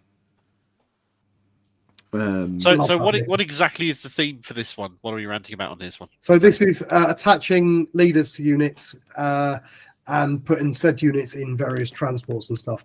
I've sort of lumped it all together because it does all sort of come together. Because it's things like Mephiston can't join Blade Guard. Yeah, that's a problem because Gabriel Seth couldn't join anything that wasn't Tactical Marines. And then other things that can join them can no longer get in Rhinos anymore. There's still some problems. I think it's probably a C. Here's the thing, though. I like it. In principle. There's nothing to say who or what can't join what. It's just up to us to make our own determination. And we think because Mephiston is a melee unit with a sword, he should be allowed to join melee units with swords like Blade Guard. But yeah, I guess if the rules guru at Games Workshop doesn't feel that, there's nothing we can do to change that. Or thinks that would be too overpowered a combo. If they came out and explained why, then that'd be another thing entirely. But no, it's just, no, can't do it. Yeah. Look it up. This completely logical thing that would make absolute sense to happen, you can't do. And we're not going to tell you why. But on the flip side, I actually think the characters joining units thing reminds me a lot of Third, which is I really got into. I started in Second, but I didn't really play much of Second. I really got into it in Third. Yeah. In general, and in principle, I love it, and I think it's a great idea because getting rid of the whole overlapping auras, stacking to create Death Star units, is a good thing for the game, and I'm very glad that they've done it. I just hope they continue to refine it and improve it a little bit. Yeah, they have to, I believe. Yes. And the same with the vehicles. I like the fact that I can finally put something interesting in my Land Raider. Yeah, that's good. That is good. And they brought the program back, which puts such a smile on my face. Yeah. I think it's more hit than miss. I think it's more hit than miss. Yeah. There's definitely miss aspects to it. Yeah. But I think it's largely a good thing. Sanguinius Priest? Yeah, well. But I think largely it's more of a hit than a miss. I was going to say, has it in some way exacerbated the melee not being good problem, though? I don't think it has. Not really. Well, for example, before you could have like Dante with his big 9-inch aura buffing 2 squads of Sanguinary Guard. That was sick. That was good. Clever positioning. You got a lot of value. Now he can only buff 1 unit of Sanguinary Guard, so you may as well just take a second tank or a Dreadnought or something like that. Is that not a problem? That's a pointing thing, though. Is it? Is that more points? Is it? Yeah, they could easily tweak that. It means that, for example, you wouldn't bother previously of bringing 2 chaplains in a list, would you? No, you wouldn't. But now I'm thinking, do you know what? I've got 2 of these units. I'm bringing 2 chaplains. Yeah. But in some way, Denmark's right. It is a pointing issue. But I think it makes it harder for them to balance that, maybe. Because they have brought the points down on a lot of characters quite significantly. They have, yeah, that's true. But not all of them. I think they're still worried about what the impact on certain ones were going to have, and they just haven't worked out to hit as hard as they thought they were going to. Yeah, that's true. Okay. Where are we putting it? I'd put it in Custodian's Oiled Abs. I think I agree with Custodian's Oiled Abs. John? Okay, I'll reluctantly put it there. Fair enough. I'll put it at the bottom of it. There you Okay, go. there we go. Jim says there's too many leader restrictions, so yeah, we'll reluctantly put it there because of that. It does get a bit complicated on what can join It what, does. what can join with it as well. But Yeah, once you do you get know, a used lot to of people have made cross-referencing it can mistakes help. about that, though, right? Like, I think that's maybe the biggest thing is like logical choices were not put into the codex. Yeah. Like, so many people made that mistake where they're like, you would say to them, Sanguinary priest can't join the Sanguinary guard. They're like, what? But he always used to. Yeah. You know, it's like that's apparently people make mistakes. Okay, I get what's it, I get it. next? What's next? Okay, so our next one is this one. Okay. And the clue that goes with it is a balanced argument.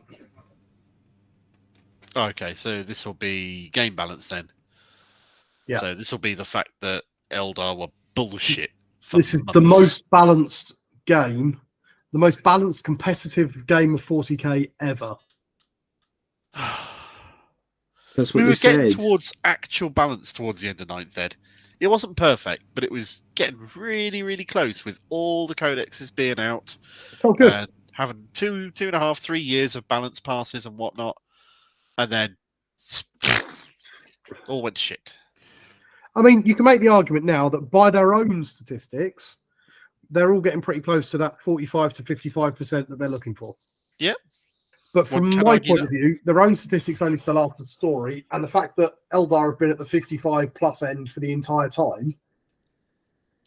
Yeah, I really dislike There's that. actually two sides to that argument, though, and the other side of the argument is they could have just as easily nerfed Eldar into the ground, where they would have been unplayable for another year and a half. So the fact they're going lightly to try and avoid making them a 30% win rate for the next year and a half, I think that's a little bit objectively better. I originally didn't put that because I think that's some sort of football trophy or something. But originally, I put the. Do you remember there was that meme that was going around with Eldar are broken, and then the nerf bat swings and it goes, GW nerf custodies. Yeah. Because it was every time they seemed Eldar doing really well, they just nerf someone else randomly. I'll tell you right now, I've not been. I don't think their 45 to 55% win rate shenanigans works for me. I think they probably are, but I think they have like one. Every army's got sort of like one build that fits in that. Yeah, so Space Marines, for example, maybe they are doing okay, but with 2 detachments out of 7, and the fact they're not breaking them down into running with them with this detachment within that faction, I agree, is telling part of the story, but not the whole story. And it's a fraction of their units. You know, they're being propped into that by what, a couple of their tanks, Redemptor Dreadnoughts, and the Ironstorm. Yeah, that's the biggest issue for me. Is there's far too many units, every edition and every codex that just are not playable. It's just non-existent.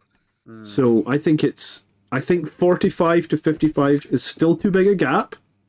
I'm going to keep saying that because these guys' jobs is to make that gap smaller. So make it smaller, and also make more of the units that have no play, because there's units every edition that have no play.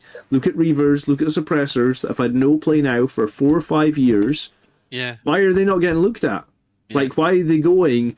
Because they've got all this data from all these games. They keep banging on about it in their meta watch. You know, we collect the data from 50,000 games. All right, tell me how many Space Marine players have Reavers in the list. Literally 0. So what can we do to maybe get some Reavers into the meta? Well, because people have paid good money and put their time into those models, they should be viable, at least in some form, I think. And it is almost certainly a fact that the game is now more balanced than it was when 10th edition first came out, and the Eldar Fate Dice and Devastating Wounds combo allowed you to just obliterate armies turn 1 with minimal dice rolling. Well, Jim makes a good point in chat. Like, the Gladius detachment is literally plopped up by those Firestorm aggressors. Yeah. You take those out, and I don't know where Gladius is. And it shouldn't be like that. It shouldn't be that there's only one build to play. It's that eternal Gladius. balance that's just out the window. Yeah. I mean, if I they don't are like banging a on about faction, them, then you nerf those, but they don't buff anything else. So it's just. It's, you know, I bang on about them because they're an army that I've played an awful lot of, and that's my Custodes. And they were briefly at the top of the meta, but they were only at the top of the meta with one specific build, which was stack all the buffs on a 10-strong unit of Custodian Guard, because the rest of the Codex was absolute garbage. So the moment they took away that one combo, the whole thing dropped from a 55 down to a 35 or whatever. Yep. Because it had one combo in the entire Codex. Gladius has got one combo in the whole list. And that's not balanced. That's saying this army is this combo, and I don't think that's right. Just segueing slightly, I do like the new system now of detachments and units and buffs to detachments. And the way you can just like swap between one detachment to the other with your army and change up how you play, and it changes up the set of stratagems you've got, which are drastically reduced over 9th Ed, and the set of upgrades you've got, which are drastically reduced over 9th Ed. That should have been a point, actually, and I didn't make it one, and that is the massively reduced number of stratagems. Yeah. And I really like that. Yeah, it's very good. Yeah, I've got nothing against those new detachment. I think the idea is great, but I think that there's still execution to come, and I am worried about Codex creep against each other, because the indexes, which were supposed to be written at all the same time, which were supposed to be all balanced against each other, were not good. So I feel like we're going to get another edition of Codex creep. I'm not so worried about Codex creep. I don't think you just wait. You just wait. No, I don't think so.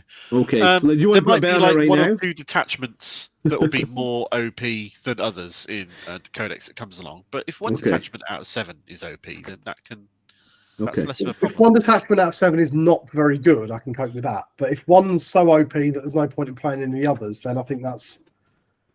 I mean, since the Marine Codex came out, I've done nothing but play Stormlance. I mean, people can't stand up against those Outriders. Sorry, Stormlance?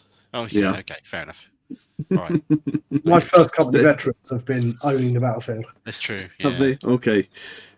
Here at first, Stormlance right. First company. Where we put in the balance. It's modern Star Wars movies level of bad. I want to have sympathy for GW with this, because I don't know if I could do a better job. But then again, I also don't get paid to do a better job, and it's literally what they should be doing. I don't know. It's a D. It's a modern Star Wars movie, or C rather. It's not as bad as Tactical Marines with Seth. What do you think, Tony? What's your opinion? From a 45 to 55 win ratio at tournaments, I largely couldn't give a shit. Because I'm not playing at tournaments. And I know that's a personal thing, but I'm not. Sure. So what that means is that, if you've got a 55 compared to a 45 or whatever it is, it means that you're going to win 6 times out of 10, not 4 times out of 10. It's not a huge difference, really. It's not a huge difference until you're the 45% army playing the 55% army, and then you notice it. It matters if you're playing in that tournament, and that's the difference between you winning it and not winning it. But I think it matters more when you bin that out and you look at the lack of internal balance.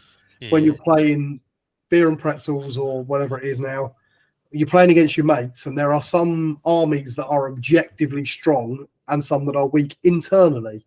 There are some units that are so strong that when you bring an army that's using your weaker ones, then that's not 45 to 55, that's 20 to 80.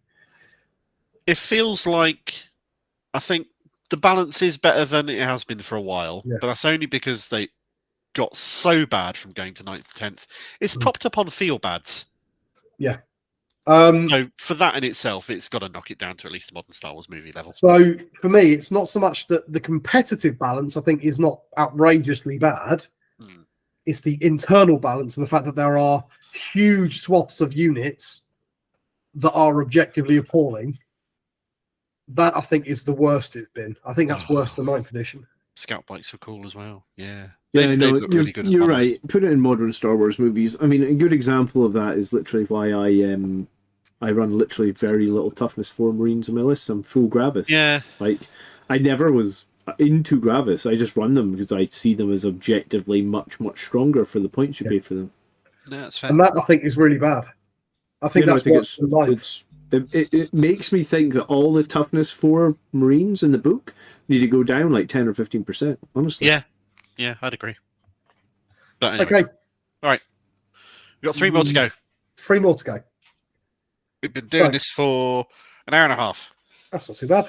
Yeah. Right. Okay. So, what did I name that? Here we go.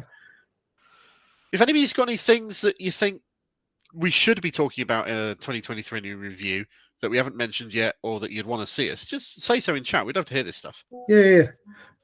I hope I've caught most of them, but as I've already said, I've missed a couple that I should have put in here, like the stratagems. Okay. What's this one? So, the clue that goes with this Some like Castigator, right? is I've written no rules. It's not Castellan. It's like Castellan. It is a Castellan. That's the one. Sorry, what's the hint again? No rules. No rules. Is it anything to do with the towering stuff or no? Oh, yeah, you got that one. That's part of it. People are having to make up their own rules because of Windows and stuff like that. Is it anything to do with that? That is also part of it. Yeah, absolutely. But also we've got things such as devastating wounds. Yeah, where tournaments were FAQing devastating wounds before Games Workshop were because they were broken. Battle shock, which just doesn't work. Oh, Battle Shock is the most underwhelming thing ever, yes.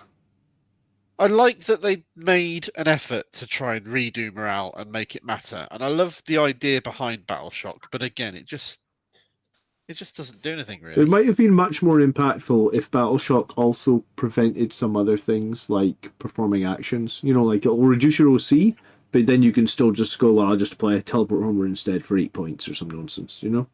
Yeah. Yeah. So yeah, it's those rules that either don't work or have had to be replaced completely. Fair enough. Yeah, towering was obviously a colossal joke for people who were using one type of terrain that had windows in it rather than a type of terrain that didn't physically. Yeah. Devastating wounds. Oh no, we didn't think how bad it would be having mortal wounds in it, so now we're just making it so that you can take no kind of save against it instead. Come on. Yeah. Honestly, say you didn't see that coming, or none of your playtesters said that this wasn't And going to be a then bad throw idea. in the way that comboed with Eldar and Yeah, it was kind of crazy.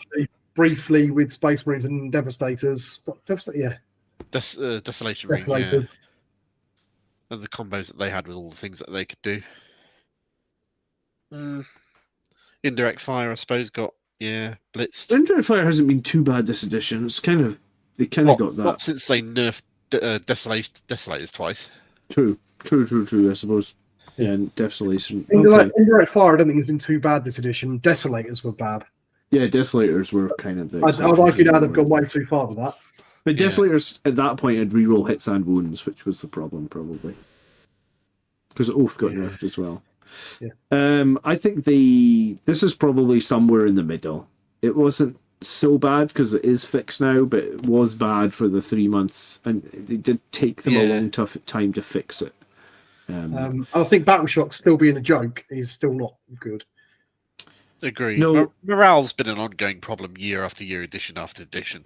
Yeah, well, here's the thing. Some of your most exciting Space Marine models, like Space Marine Assault Terminators, literally make the enemy take a Battle Shock. And 90% of the time when the enemy fail that Battle Shock, it means nothing. Because they'll just... that's their big thing. They make the enemy take a Battle Shock with -1. Well, who cares? They'll take the Battle Shock with -1. Turn, they ignore it, yeah. Yeah, exactly. Then they just auto-pass it. And it doesn't affect their scoring ability in any way, shape, or form whatsoever.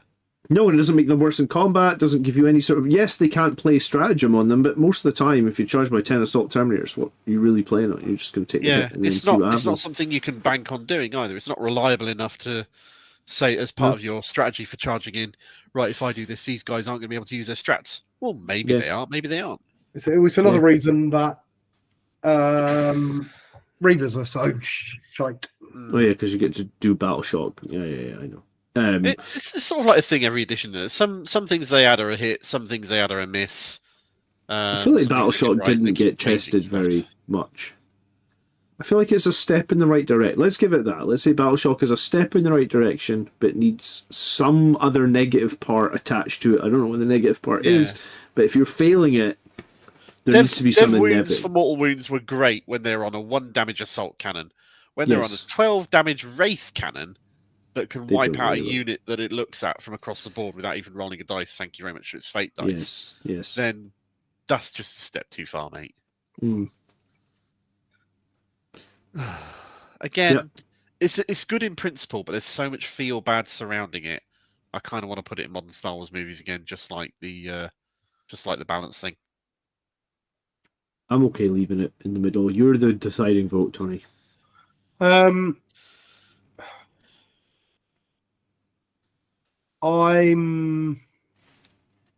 with Mark, I think, because I do think that it's largely sort of fixed, but I think the way they've fixed them is by massively overreacting to them as well. So the changes they made to towering and that, and they absolutely obliterated knights. Knights now are a joke. Yeah. The changes to dev wounds, sort of hurt the Eldar a bit, but it hurt the custodians who were already sitting something like 45%, even more, because they lost all their saves against them. Yeah. So I think that the fixes to them, whilst have happened, which is good, have been very heavy-handed. And I think that's left some real feel bad. Yeah, do you know what the fixes are? Half measures. You're absolutely right about the custodians. Yeah, go ahead and put them down into D. Yeah. C. Sorry, I keep calling that D. I don't know. It's all right. You think the bottom one meant to be E, do you? Yeah. Fair enough. I'm not expecting to see much else down there. Unless we actually had a picture of Gabriel Seth, then he could go down there. I didn't have a picture of Gabriel Seth. Right, okay, next one then. Okay, so the GW for this event one, team we've do a got... stealth FAQ because they run events and the rules team aren't doing them. Yeah, that was a joke as well. That was ridiculous. The fact that World Championship of Warhammer FAQ hasn't actually made it into the rules in the months since they published it was bananas, isn't it? Right, okay, so we've got a picture here of the lion. Yep. And the clue is, so far, he's out of sight. Is that because he's planeswalking? Possibly. Knowing what I know about you, Tony, and what's been irking you, I suspect this is to do with availability of models or availability of products on release. Absolutely right. Yes, spot on. This is the fact that when the lion come out, nobody could buy him. Farsight, you still can't buy. Can you not? Done. Took me like 3 months to get my Dante. The stupid boarding action book that I missed one of because of the ridiculousness of the web store, and John's Black Library book for the same thing. Yeah. So it's all that ridiculous. We're going to release things that you can't buy. Stock issues. That is probably the most frustrating thing ever, by the way. Yeah. If you're sat there with your money in credit card in hand, ready to get the thing, and you're a fan. And if GW hate 3D printers, then this is what's going to push your customer base into supporting 3D printing and the people who sculpt things for them and distribute them that don't look much like your models but look enough to be recognizable and play with them in any event that isn't your own. Then sort your fucking stock issues out. Yeah, I can't fathom why they don't like bollocks. With the limited releases of important models like the Lion or Farsight that people want for their armies because they're absolutely key, critical things. And beautiful models as well. And beautiful models that you've tied into giant boxes that nobody can buy anyway. Yeah. Or Black Library limited edition releases. So the people who are Blood Angels people can't buy the Blood Angels book. And then they're on eBay 5 minutes later for triple, 4, 5 times the price. Yeah. And then you wonder why people have bad feelings about it. Yeah.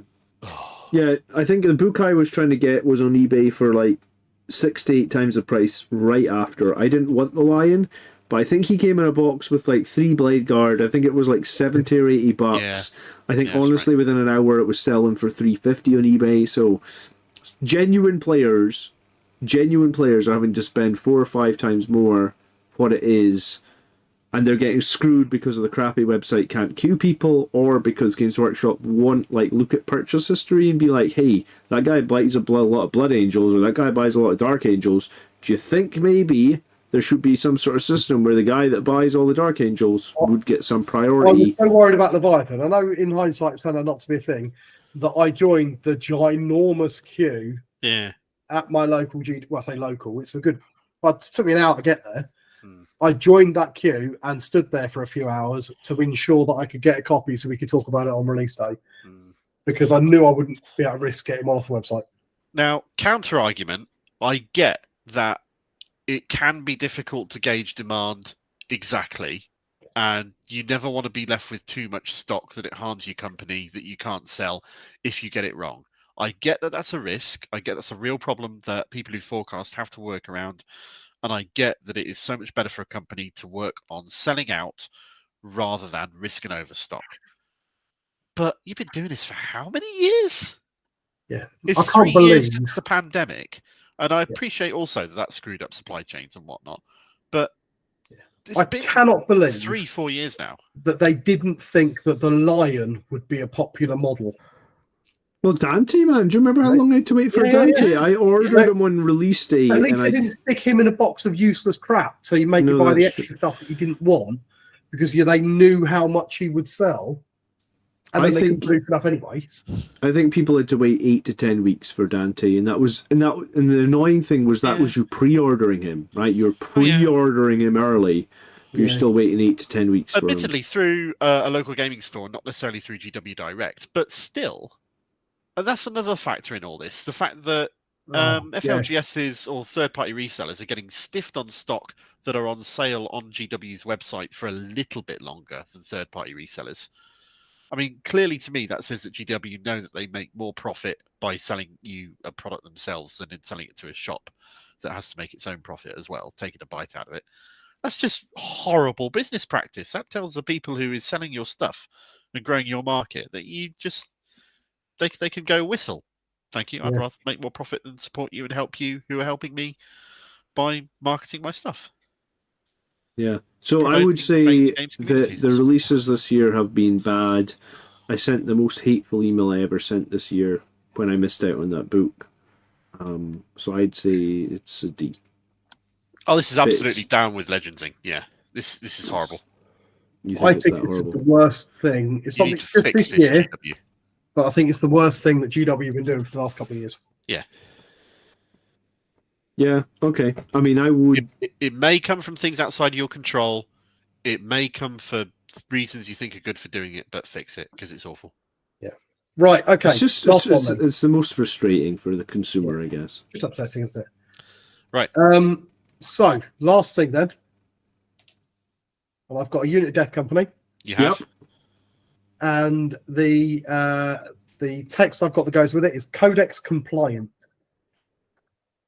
And that wasn't the best caption, but I couldn't think of one that wouldn't give the game away. Right. Before we say anything, this is not about indexes pulling the soul out of armies, because that's not what I'm talking about here. Okay. Was it being able to run your army in one of the various detachments that comes with your... Nothing to do with detachments. Okay. Oh. Or soul, if you know what I mean. But it's a key one, it's an important one, and we haven't talked about it yet. Codex compliant. Chat, help us out. What about Death Company and Codex compliant? What is it? No, I don't get this one either. I can give you another clue, but I can't give you a clue without giving it away, I think. The leader keyword. We kind of talked about leaders sort of already. Not leaders, okay. You don't have to give it away then. Yeah, sorry, I'm at a loss. All right, I'll give you a clue then. It's to do with what they're armed with. Oh, okay. All right. So it's WYSIWYG. So, this is customizability, and... Do you know what? We should have got that. That was so obvious. Yeah. It's the fact that now there is one loadout, and it's Power Fist and Inferno Pistol, because there is no reason to ever bring a Bolt Pistol and Chainsword, because it costs the same. You can only run them in units of 5 or 10. So it's a bit fixed points cost plus the lack of customization on the units. It's the lack of customization for your units anymore. You told us before the 10th edition released, you were like, this is going to suck the soul out of the game, and we were like, this isn't going to be so bad. You don't know what you're talking about, Tony. I think it's time me and Mark ate some humble pie. Yeah, if they'd executed right on it, it could have been less of an issue. But for some strange reason, a bolt pistol is not worth as much as an Inferno pistol or a plasma pistol. Yeah, or Can't even a imagine hand why. flamer. Fuck's sake. It was. I said it back then because it was the only way I could see them even attempt to make a balanced competitive game. Yeah. Would be to get rid of loads of units, legends, and to make the units that stayed much reduced in options. Killer Then they could just assume that every unit's using the optimal loadout. And they either come in 5 or a 10. Workshop went out on a limb when they announced all of this and said power level is going away when they announced 10th edition. And power level did go away as a word. We now have power level by another name of points. It might as well be power level. They just haven't called it that. So to say that that was going away, it's then power to level, basically except make that you're encouraged now to power game. You know, they used to use, if you turned up with playing power level and you turned up with your Death Company all armed with Thunderhammers, people would look at you as a bit of a knob. Whereas now, everyone's got to do that. You've got to do that, or that's the only way you can play them. Yeah. Which in a way ties back to your balance one, which we already said was bad, because now you're so restricted. It's like if you don't take, you know, like we're already saying, for example, there's already a bunch of bad units, but now we're saying, hey, these are bad units and these are bad weapon options. So, and guess what? You could have 20, 30, 40 of those guys already made with the bad weapon options. Well, that's your tough shit, really, isn't it? Or it's things like the fact that people might have odd numbers of units. Yeah. Like units of 7 Sanguinary Guard, because that was the best way to play them in 9th. Yeah, it or was 7. really sort of engaging and involving to try and make a list as optimal as possible by, do I bring 6, 7, 8 or 9 models? If I drop one, can I fit something else in? Is this more worthwhile? Is that more worthwhile? It was fun to do. I enjoyed it. I'll tell you what I've noticed. Like I talked to somebody else about this, and basically, like what I noticed was, I have lost a lot of the time I spent making army lists to the void. It just doesn't exist. Like you cannot do those minor tweaks anymore. Yeah. So, I mean, you could argue that's a good thing because you don't spend as much time. True, but I think if you're super engaged in your hobby, then you want to spend the time in the hobby. And for me, I've actually just lost that. It was like a focused, relaxing time. My favourite bit of the army. You know, because you always felt like, you know, you could squeeze in one extra plasma pistol, and that might make the difference in this game or not. And now you just don't do it. And I don't think it's a good thing for engaged players. I think maybe it's a good thing for getting new players in. So I guess that's the trade-off. It is simple, as opposed to simplified, for the purposes of somebody coming in brand new. Just like, right, here's your box of 5. They can have what they've got in the box. You don't need to worry about thinking about whether you make a good decision with what you build the model. Yeah, okay, fine, but building lists and optimizing lists was a huge part of the hobby that I really enjoyed. Yeah. And now it's been gutted with a blunt spoon sword slowly through the belly and just let fly out all over the floor. It's awful. Yeah. Yeah, I don't know where that image came from, but I'll tell you one thing that comes back for me is, like, I've seen a few people like me who have families who maybe only can play a game once a week. I have people that watch my channel sometimes that say I only play a game once every 2 weeks. So something I really like doing was spending the time between those 2 weeks optimizing my list. And now on a functional app on your phone where you could just sit and type and build up a list and customize it. I used to sit there. This is genuinely true. I used to sit there with the old app when I had 5 minutes eating my lunch or whatever, because I don't get that much free time, and I used to just sit there and tweak things. Yeah. For a laugh. You just don't do it anymore. Like, I literally don't do it anymore. No, there's no point. And I feel a little bit sad about that. So I'm willing. The game is. Just say it's softer than it used to be, but I don't think that's a good thing. It's a D for me, that. Or a C, modern Star Wars movies. No, I'd bung it down there with Tactical Marines and Gabriel Seth. I think there's nothing good about this change. The good thing is it gets new players in easier. That's it. Where is it? I don't know. If you're intelligent enough to want to buy toy soldiers and build them and paint them and play a war game with them, you're intelligent enough to work this I shit never out. thought building simple lists was so difficult that was the barrier. Building a good list is difficult because that used to be the skill, whereas now. True. And it engaged in the community as well, because you'd prompt people who wanted to learn this stuff to talk to fellow players, to get involved in a Facebook group and community. We don't talk in a Discord nearly as much as we community. used to, because it used to be we'd sit there and work out and compare and debate this hammer stuff. different loadouts and numbers of people and this sort of thing. That's how we ended up with 7 sanguinary guards. And hobby is absolutely lost out because of this. Yeah. And it's a real shame. And for shame, GW. All right, That put it was at the a bad bottom. move. put it in the bottom. Right. So that is it. That is our list. So The other, there's one last point on that though, which is really, really bad. For example, look at like a D cannon of, or do you know what? Aggressors are a great unit for Space Marines, right? If they put aggressors up one more time in point cost, because they did that already, then they will literally, by all means, kill flamer aggressors.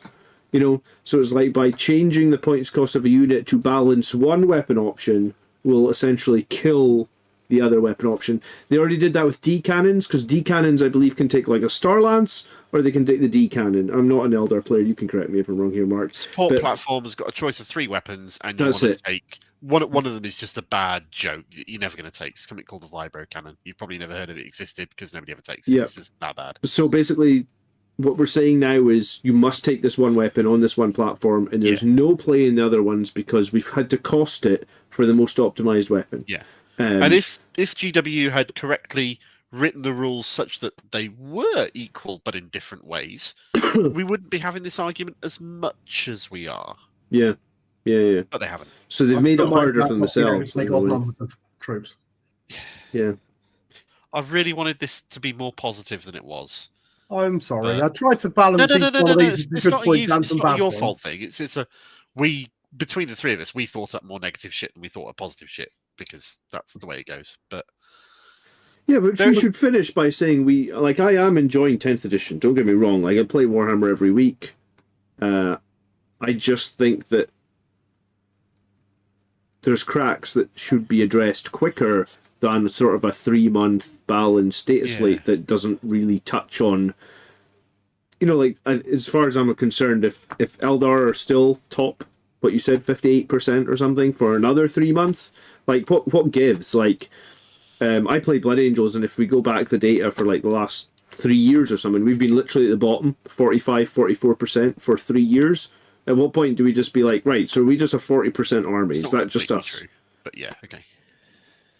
Well, I'll get you the data and we can bring it up in the next episode. There have been times when Blood Angel's been doing alright over the last 3 years. We've never been above 50, I'll tell you that. Okay. Because if we get above 50, we're having a party. Well, that's bad though, because you don't want to be over 50. No, but I mean, even being 50 might be nice. Some people want to be over 50 because they want a game to be easier, but no, it shouldn't be. Sure, I'd like 50 one time in 3 years. Okay, all right. Okay. So, I think on that note, that is actually me done. Yeah. To wrap up, the base underlying workings of the game are good, but the things and the tools that we've got to play with just need a little bit more polishing. Yeah. And the game can get better over the next 2 years. I think the rules are good. But please don't just make it better 3 months before the release of 11th edition and then reset everything again, because it's just fucking... Yeah. I guess we'll see. High hopes for 2024. High hopes for 2024. What do you reckon is going to come out in 2024, Mark? I reckon we will see a new edition of Age of Sigmar, because it's been the same sort of 3-year period as it has been, and they've been doing their Dawnbringers, Arcs of Omen, End Time style plot thing for the last few books, which has been meaning that a new edition is not going to buy this box set, because the other box, I've got the last box set, the Dominion box set, and it's still sitting largely untouched. Yeah, which is fair. I'll get a new rule book separately to go with my Lumineth, and maybe I might play a game with them this edition. I haven't played a game with them in most Sigma. We've got Fantasy Old love the World. models. I'm very excited for that. Yeah, Old World. That's something I'm really looking forward to. It was never my thing. I'm not massively bothered about it. I'm glad that people are looking forward to enjoying it, but it's not something I'm interested in buying into. I'm looking forward to playing some games of Epic, because Epic was the thing that was about when I first got into the game in the early 90s, and I'm just really looking forward to being able to build all the Epic armies that I could never afford to build when I was 11. I'm slightly miffed that I've got an Orc army in there that I can't use for Epic. Yeah, that's fair. Having Stompers would be amazing. Having Epic Titans in the new building and posing Epic. Because you imagine like proper Gargants and things like that, but to the same quality as the modern Titanicus. That'd be awesome. But it seems we're not going to have it, which is a real shame. John? Don't think we're going to get improvements to the melee combat, right? Like, I think the core rules are sort of baked like that. So I guess I'm looking forward to some good melee Space Marine detachments whenever they came out, because at the moment I feel like we don't have a melee Space Marine detachment, and we need one. If they follow the same sort of pattern they've been talking about, with kind of like one new set of models or a little bit of a new release with each codex, what do you reckon we're going to get for Blood Angels? It'll either be Primaris Death Company with jump packs or Primaris Sanguinary Guard. Apparently the rumour is that Sanguinary Guard have been done. They're there, they're ready to release. That GW are sat on them. Doing Primaris jump pack Death Company is not a big deal, really, in terms of. Well, you've almost got it. You just put the same sprue they put with the Death Company Intercessors in the new box of Death Company Jump Intercessors. Yeah. You literally put that sprue in that new box. The upgrade sprue for helmets and shoulder pads and a couple of dangly things. You're there, it's fine. Sanguinary Guard, I reckon, is a thing. They've got to be. Too. Me too. Hopefully they can have 3 wounds and maybe toughness 5, and maybe they can be. I would love to see a new Sanguinor model that is on a par with an Avatar or a Primarch. Yeah. I'm not sure if that's wish listing too much, but it would be wonderful to see if they did it. Corbulo not being a joke is so much a meme at this point that I don't think he's ever not going to be a joke. No, I can't see him suddenly getting good. Yeah. Tycho in a Dreadnought? It wouldn't surprise me if we got Blood Angels Dreadnought, actually. Just let him die at this point. Yeah. And it's an upgrade sprue for the Brutalis and Redemptor. Yeah, that'll be nice. Yeah. Primaris Gabriel Seth. We might see a Primaris Gabriel Seth. I could see that happening. It's possible. Yeah. Do you reckon they could do a Redemptor Librarian Dread? I mean, that'd be cool, wouldn't it? It'd be cool, but I reckon, because that's too much of a change. I think we'll get like a fancy front bit that goes on a Redemptor or a... Well, like an upgrade sprue, so to speak. Yeah. Because that would also, if we got a multi-part ballistas, it'd fit on that as well. Yeah. True. Yeah. Whereas a Libby Dread would need quite a lot of... That's quite an involved kit. Yeah, maybe, actually. Well, there we we'll go. Be here to cover it whenever it happens, I guess. Absolutely. We're not going anywhere. So I haven't been able to look at the chat for this whole thing, so I have no idea if there's anything in there worth or we need to read out. We've been kind of keeping up on it. I think we're good everywhere. Chaplain Dreadnought return, please. Jump Dreadnought, yeah. That'd be nice. Sanguinor Primaris, Primarch Sanguinor, Venerable Tycho. Yeah. I think we're good. I think we brought up all the chat points as we went through. I think overall it's been a fairly positive year. I would say even with the negatives, it's still been a decent year. Like I haven't. Yeah. But I feel like largely are negative. Can be improved. Tactical Marines and Gabriel Seth for a second. That kind of tier is particularly horrible, but the rest of it has actually been a fairly even year. Yeah. Yeah. And it is the start of a new. Next year we can move past it and just like put it behind us and get on with making it a good year. I was going to say, it's the start are you going to try of new game systems out next year? I know we've said Epic. Try new what? Game systems. I keep thinking about every time I see Battletech Alpha Strike in a box somewhere, thinking about picking it up I've been playing a after lot your of that. recommendation. I still really want to pick up Shatterpoint. It's just hard to justify at the moment over Christmas period with terms of money, and Yeah, they yeah. didn't do a Black Friday deal on it like I was hoping somebody was going to do, which is a real shame. But it's an awesome game. I want to play that some more. It was great. I'm quite tempted with Heresy. Yeah, I keep dangling my little fingers in, and I've got a lot of things now that are Heresy only really models. yeah. And the only thing I haven't got is a big stack of painted infantry, but I own a big stack of infantry that could be painted. Yeah. So Heresy is Fair enough. particularly. People would like to see a good bloody. Sorry, they would like to see a good Space Marine bike unit. Yeah, that's true. You Bikes. mean Outriders aren't good? I thought they were great. Oh, well, yeah. They got a whole detachment dedicated to them. It's true. Yeah. Poor White Chaplain. What did they do to you? Oh, Yeah, I know. So, I know. Tony, if I've got some more Legends only, Heresy only stuff that I wanted to like clear some space out of my shelves with, you'd be up for giving them a good home, would you? Absolutely, yeah. Right. I'm really thinking about playing Heresy this year. James Gibb has just about convinced me, I think. I'll drop you some more stuff off then. I that'll won't be say no. fine. Thank you very much. Let me know when you do. I probably might drive over as well if I can get some time away. Yeah, that'd be nice. Cool. Right. So one thing we haven't mentioned yet, but we probably should mention, 27th of December, that is next Wednesday, Mark and I will be at Warhammer World. It's true, we will. If anybody wants to come and join us, we're going to be there. We'll have some food. Yeah. We'll have a wander around. We'll take some pictures. As usual. We'll amuse ourselves. As in we are various wanting ways. We'll see the new epic display involving Blood Angels and somebody else. which I'm very excited to bring to go and see. Yep. Hopefully there's some good models worth buying or some other random shit worth buying. I was going to say you can talk about the Christmas Day preview that we'll be getting, apparently. Yeah, we will. Yeah. So, if you are in the vicinity, you are more than welcome to come and join us. If not, I hope you all have a wonderful Christmas. Indeed. A few people have asked if there's going to be a New Year's Eve stream. I believe John is indeed planning such, and I'm planning on gate crashing it. Yep, I think that is the plan. My wife has officially given me the okay to sit here and get drunk. Nice. In front of the camera. Talk Although I will shit have to with nip out even of less it. of an agenda than we've had tonight. Yeah, absolutely. Yep. Thank you, everybody who's turned up to watch and chat and talk and occasionally chuck some dollars our way. It is all very much appreciated. It goes towards Absolutely. more shit to read and bitch about and review for Yeah, your thank you very much for those who have purposes. subscribed. If you haven't subscribed, then you probably should. But remember, it's a responsible thing, and with great power comes great responsibility.